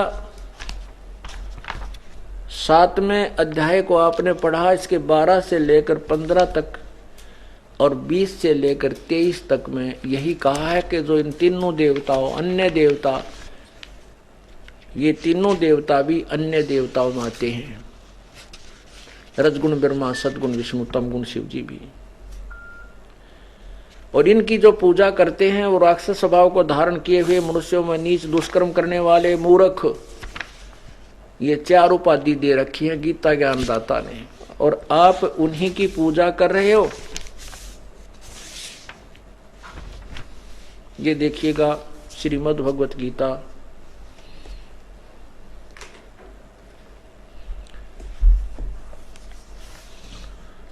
श्रीमद् भगवत गीता अध्याय 7 और श्लोक नंबर 12। गीता ज्ञान दाता ये काल कह रहा है कि और भी जो सतगुण से उत्पन्न होने वाले भाव हैं और जो रजगुण से तथा तमोगुण से होने वाले भाव हैं, उन सबको मुझसे ही होने वाले ऐसा जान, परंतु उनमें वास्तव में उनमें मैं और वे मुझ में नहीं हैं। ये रजगुण कौन है, सतगुण कौन है, तमगुण कौन है, इसको भी फिर आपके समक्ष प्रमाणित करना आवश्यक है, क्योंकि प्रत्येक पीरियड में, प्रत्येक सत्संग में श्रोता बदल जाते हैं, और फिर ये सीडी जो दास साथ की साथ भरवा रहे हैं, ये भी हम जनसाधारण को दे रहे हैं बहुत ही नाम मात्र कीमत में। 10 या 15 रुपए हम एक सीडी का लेते हैं, और इतना एक डीवीडी का लेते हैं जो जिसमें 6-7 सीडी आ जाती है। हमारा उद्देश्य है कि जनसाधारण गरीब से गरीब व्यक्ति भी इस परमात्मा की वाणी से परिचित हो सके, तत्व ज्ञान को समझे और समझा सके। तो इसमें इसलिए ये प्रकरण चल रहा है, तो यहाँ ये सभी पुनः दोहराना अति आवश्यक होता है। इसलिए परमात्मा की महिमा जितनी बार सुने उतना ही आनंद आना चाहिए प्रत्येक व्यक्ति को, चाहे आपने 1000 बार ये ज्ञान सुना हो। क्योंकि श्वास का जो हम सिमरण करते हैं या मंत्र का जाप करते हैं, मंत्र वही है, और 1000 बार करते हैं, उतना आनंद बढ़ता ही चला जाना चाहिए, तो वो उसकी भक्ति ठीक चल रही है। इसी प्रकार परमात्मा का जब ज्ञान यज्ञ चलता है, आनंद अत्यधिक बढ़ना चाहिए आपका, चाहे कितनी बार सुने और सुनाए। ये देखिएगा श्रीमद् देवी पुराण, श्रीमद् देवी पुराण भागवत, श्रीमद् देवी भागवत हिंदी टीका सहित भाग 1, और इसके कौन अनुवादक हैं, प्रकाशक कौन है? ये अथ श्रीमद् देवी भागवतम भाषा टीका सहित समातम खेमराज श्री कृष्ण दास प्रकाशन मुंबई। इसके ये 3रा सकंद अथ श्रीमद् देवी भागवते भाषा टीका युक्ते 3य सकंद प्रारंभते। इसमें भगवान शंकर जी कह रहे हैं, ये प्रश्न नंबर 11 है, देवी भागवत प्रश्न नंबर 11, अध्याय नंबर 5, 3य सकंद 8वां श्लोक में। 8वें श्लोक में कहा कि हे माता, यदि हमारे ऊपर सदा आप दयायुक्त हो तो हमको तमोगुण में किस प्रकार प्रदान किया है, ब्रह्मा रजोगुण और हरि यानी विष्णु को सतोगुण युक्त क्यों किया है, युक्त क्यों किया है। फिर देखिए, हे माता, यदि हमारे ऊपर आप सदा दयायुक्त हो तो हमको, शंकर जी कहते हैं, तमोगुण में किस प्रकार प्रदान किया है, ब्रह्मा रजोगुण हरि सतगुण युक्त क्यों किए, युक्त किए हैं। अब इसका यह संस्कृत, ये 7वां समाप्त हुआ। 8वां, यदि दया धर्मना न सदाम्बिके कथम अहम विहिता च तमोगुण कमल जय, कमल से उत्पन्न होने वाले ब्रह्मा, कमल जय रजोगुण संभव विहितु सुविहित किमो सतोगुणो हरि, सतोगुणो हरि इति सिद्धम। जिन सदग्रंथों पर हम आधारित हैं वही प्रमाणित कर रहे हैं कि रजगुण ब्रह्मा है, सतगुण विष्णु है, तमगुण शिव जी। और यहाँ भी पवित्र गीता जी में भी लिखा है कि इन तीनों गुणों को की पूजा करते हैं लेकिन वो मुझे नहीं भजते, तो तीनों गुणों की पूजा का अर्थ है तीनों भगवान, रजगुण ब्रह्मा, सदगुण विष्णु, तमगुण शिव जी। ये काल भगवान कह रहा है कि तीनों गुणों के द्वारा जो कुछ भी हो रहा है, रजगुण ब्रह्मा से उत्पत्ति और सतगुण विष्णु से सतीथि, तमगुण शंकर से संहार, ये जो कुछ भी हो रहा है ये मुझसे ही है, मुझसे ही होने वाला है। लेकिन मैं इनके अंदर नहीं हूं, मैं बाहर दूर रहता हूं, लेकिन करवाता यही है।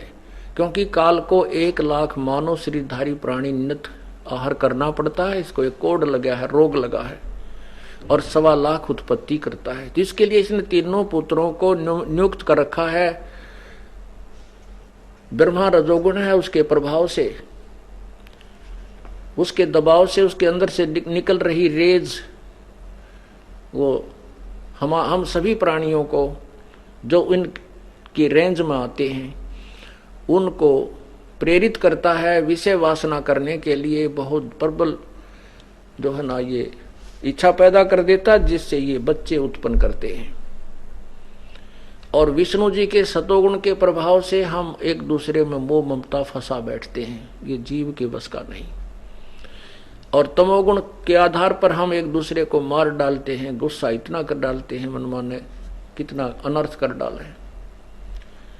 और शंकर जी फिर संहार करने की ड्यूटी शंकर को दे रखी है, तमोगुण है। तो अब इसने कहा है कि जो तीनों गुणों से जो कुछ हो रहा है उसका मुख्य कारण मैं ही हूं, लेकिन मैं इनमें नहीं, ये मुझ में नहीं। आगे देखिए 3रा श्लोक, 13वां श्लोक 7वें अध्याय का।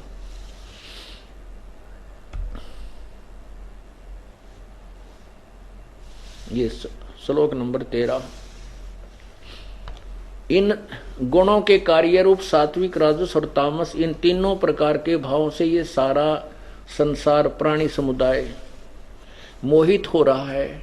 इन तीनों गुणों से परे, यानी ब्रह्मा विष्णु महेश से दूर अलग मुझ अविनाशी को नहीं जानता।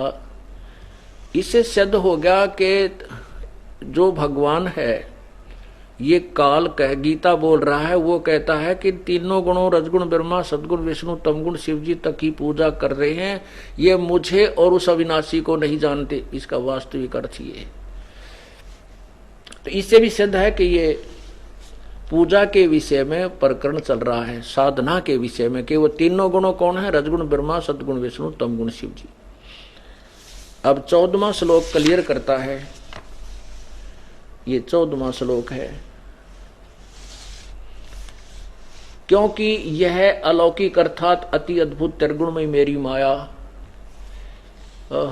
रजगुण ब्रह्मा, सदगुण विष्णु, तमगुण शिव जी द्वारा रचा गया ये जाल त्रिगुणमयी मेरी माया बड़ी दुस्तर है, खतरनाक है। परंतु जो पुरुष केवल मुझको ही निरंतर भजते हैं वो इस माया को उल्लंघन कर जाते हैं।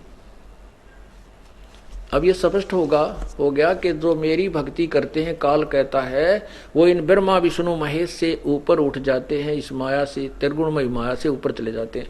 ये कहाँ जाते हैं? जो वेदोनुसार ओम नाम का जाप करते हैं, ब्रह्मा विष्णु महेश की पूजा जो नहीं करते, वो महास्वर्ग में, ब्रह्मलोक में चले जाते हैं। वो महास्वर्ग में उसका समय कुछ अधिक होता है। इन ब्रह्मा विष्णु महेश की पूजा से जो मिलने वाला स्वर्ग स्थान है, उससे ब्रह्म की साधना करने से वो महास्वर्ग को ज्यादा समय वहां रहता है। लेकिन फिर भी जन्म मृत्यु है। क्योंकि 9वें अध्याय के 23वें श्लोक में लिखा है कि इन तीनों गुणों की, ना तीनों वेदों में वर्णित जो साधना है उसकी पूजा करने से भी वो अपने पुण्यों के आधार से स्वर्ग चले जाते हैं। ये देखो अध्याय नंबर 9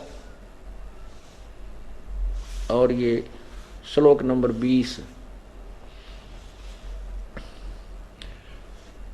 तीनों वेदों में विधान किए हुए सकाम कर्मों के करने वाले, संसार को सोमरस को पीने वाले पाप रहित पुरुष मुझको यज्ञों द्वारा पूजकर स्वर्ग की प्राप्ति चाहते हैं। वे पुरुष अपने पुण्यों के फलस्वरूप स्वर्गलोक को प्राप्त होते हैं, स्वर्ग में देव देवताओं के भोगों को भोगते हैं।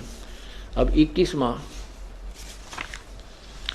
वे उस विशाल स्वर्गलोक को भोगकर पुण्य अक्षीण होने पर मृत्यु लोक को प्राप्त होते हैं। इस प्रकार स्वर्ग के साधन स्वरूप तीनों वेदों में इस प्रकार तीनों वेदों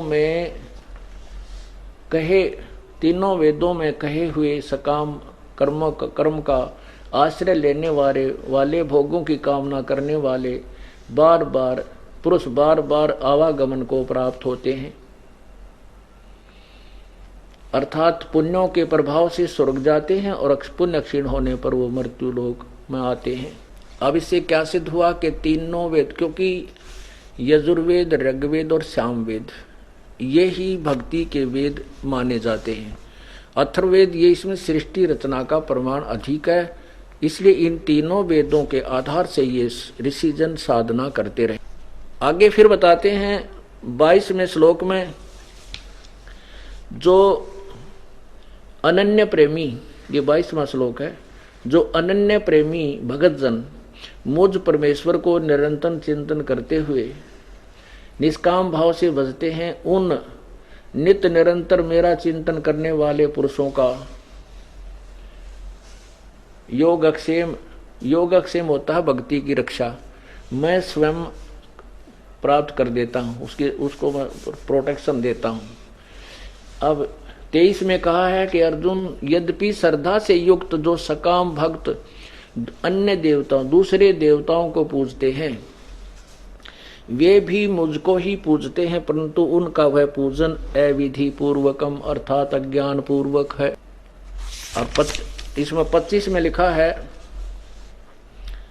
9वें अध्याय के 25वें मंत्र में लिखा है कि देवताओं को पूजने वाले देवताओं को प्राप्त होते हैं, पितरों को पूजने वाले पितरों को प्राप्त होते हैं, भूतों को पूजने वाले भूतों को प्राप्त होते हैं, और मेरा पूजन करने वाले मुझको ही प्राप्त होते हैं। अब ये क्या कहता है कि तीनों वेदों में वर्णित विधि अनुसार जो साधना करते हैं वो भी स्वर्ग तक जाते हैं, महास्वर्ग में चले जाते हैं। अपने पुण्यों को क्षीण होने के उपरांत वो फिर वापस यहीं आते हैं, जन्म मरण में रहते हैं, आवागमन में रहते हैं। फिर कहा कि श्रद्धा से जो अन्य देवता ब्रह्मा विष्णु महेश और अन्य देवताओं की जो पूजा करते हैं, वो पूजा तो मेरी ही जानकर कर रहे हैं, क्योंकि वो परमात्मा प्राप्ति का प्रयत्न ही कर रहे हैं, लेकिन उन नादानों की वो साधना शास्त्र विरुद्ध है, और शास्त्र विधि यानी शास्त्र अविधि पूर्वक है, इसलिए वो साधना ठीक नहीं। गीता जी अध्याय नंबर 16 के मंत्र 23 में स्पष्ट किया है कि शास्त्र विधि को त्याग कर जो मनमानी पूजा करते हैं, मनमाना आचरण करते हैं, उनको कोई सुख नहीं होता। देखिए अध्याय नंबर 16 ये श्लोक नंबर 23, जो पुरुष जो साधक शास्त्र विधि को त्याग कर अपनी इच्छा से मनमाना आचरण करते हैं, वह न सिद्धि को प्राप्त होता है, न परम गति को और न सुख को ही। 24 में कहा है, इससे तेरे लिए इस कर्तव्य और कर्तव्य की अवस्था में, यानी कौन करने चाहिए, कौन से कर्म त्यागने चाहिए भक्ति के, तो शास्त्र ही प्रमाण है। ऐसा जानकर शास्त्र विधि से नियत कर्म ही करने योग्य है। अपुण्यात्माओं, गीता ने तो निचोड़ कर कर दिया, बिल्कुल क्लियर कर दिया कि अन्य देवताओं की पूजा तो बिल्कुल ही व्यर्थ है, और शास्त्र विधि को त्याग कर जो साधना करते हैं वो किसी काम की को ना। परमात्मा बता रहे हैं, अब देखिए 7वें अध्याय के 15वें श्लोक में, 7वें अध्याय के 15वें श्लोक में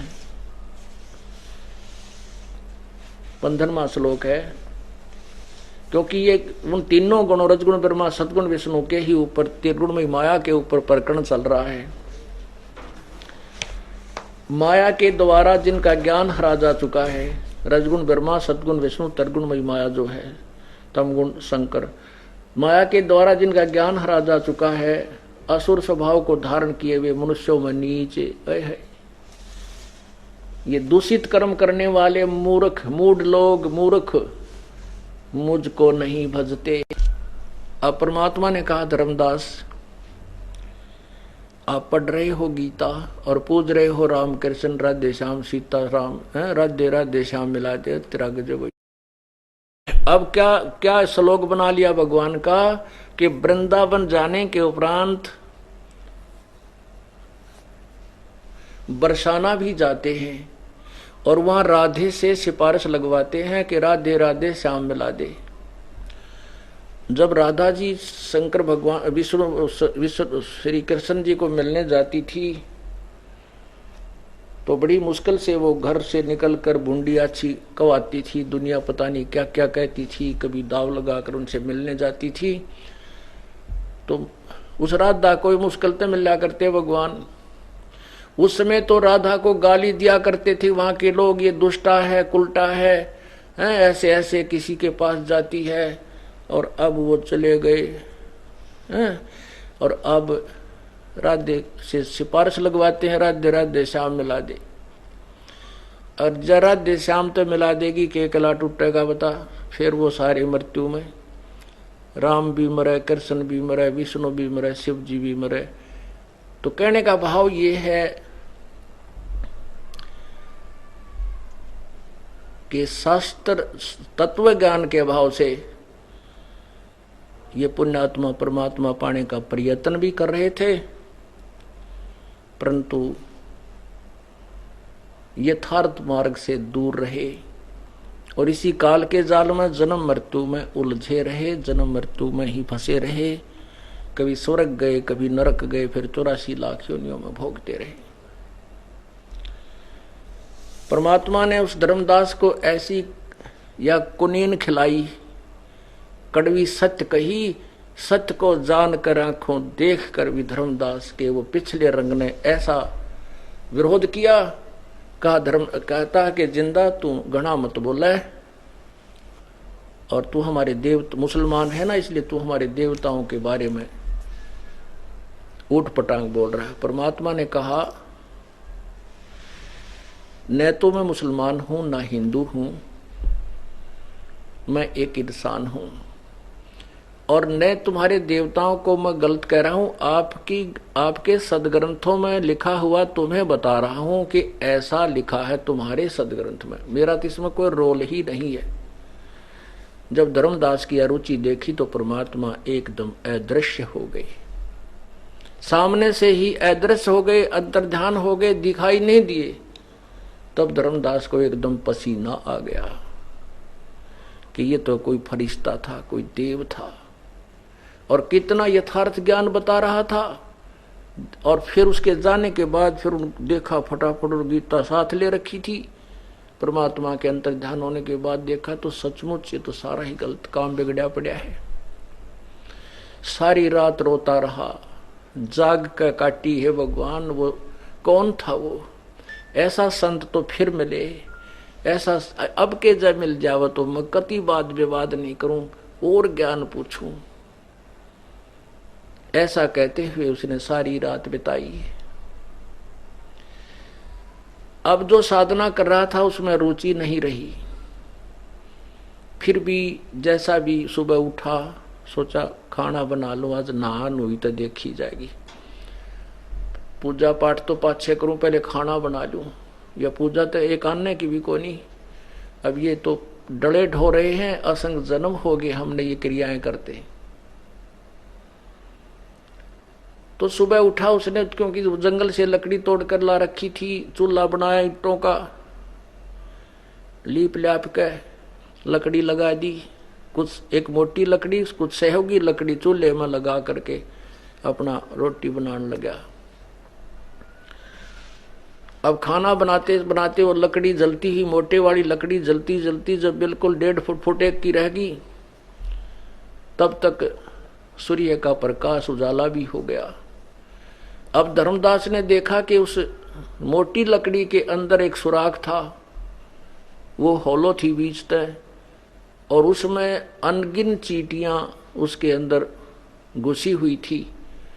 अपने अंडों को मुख में लेकर वो बाहर निकलने की प्रयत्न कर रही थी। पीछे से, आगे से तो जल रही थी, पीछे से निकलने की चेष्टा कर रही थी। तो पिछले हिस्से पर, लकड़ी के एंड पर, अंतिम सिरे पर एक तरल पदार्थ, जो लकड़ी के अंदर ही कुछ गीलापन था, वो बाहर पानी आकर उबल रहा था पिछले हिस्से पर, और उसमें वो चींटियां आ रही थी, चटक मटक होकर उसमें सारी जल रही थी। तब धर्मदास, क्योंकि पुण्य आत्मा थी, दया होती है, एकदम स्तब्ध रह गया कि हे भगवान, इतनी चींटियां, इतनी लंबी लकड़ी थी ये तो, और इस जलाते जलाते मैंने तो इसमें करोड़ों चींटी मार डाली आज, और सह इनके अंडों बच्चों समेत मर गए। उसी समय उस लकड़ी को बुझा, शेष को दूर डाल दिया। अब सोचा कि इस दूषित अन्न को मैं नहीं खाऊंगा, किसी साधु संत को खिला दूंगा। इस उद्देश्य से उस थाल में डालकर सारे भात को, सारे भोजन को कपड़े से ढककर संत की तलाश में चल पड़ा। परमात्मा ने उस दिन साधु, वैष्णव साधु यानी हिंदू साधु संत जैसा वेशभूषा बना लिया और एक वृक्ष के नीचे विराजमान हुए। जो ही धर्मदास जी ने देखा कि सामने वृक्ष के नीचे एक संत बैठा है, वहां जाकर के वो थाल रख दिया जिसमें वो भोजन बना के ले गया था, और कहा कि महात्मा जी भोजन कर लो। परमात्मा ने कहा हाँ ले आ धर्मदास, भूख लगी है। तब उसने सोचा कि तुझे कभी इस व्यक्ति को मैंने देखा नहीं और मेरे नाम से परिचित है। मन मन में सोचा कि मैं बहुत धर्म यज्ञ करता हूँ, भंडारे करता हूँ, साधु संत आते हैं, ये मुझसे ऐसे परिचित हो। तब परमात्मा ने अपने एक करमंडल था, लोटा पानी का भरा हुआ रखा था अपने पास, उसमें से जल लिया, एक मंत्र बोला और उस मंत्रित जल को थाल में रखे भोजन के ऊपर छिड़क दिया। छींटे लगाए, ज्यों ही छींटे लगाए तो सारे भोजन की चींटियां बन गई। अब मुख में अंडे लेकर के वो थाली से बाहर निकलने लगी और काली थाली होगी। तब परमात्मा उसी स्वरूप में आ गए जो पहले दिन जिंदा महात्मा के रूप में मिले थे। जब परमात्मा ने कहा अरे तेरे से तो कसाई भी अच्छे, नालायक तू न्यू कहता, मैं जीवन सा नहीं करता, देख एक दिन का प्रमाण है तेरे लिए, ऐसे ऐसे तो कितने पाप कर चुका है। उसी समय चरणों में गिर गया और शेष ज्ञान बताने की प्रार्थना की।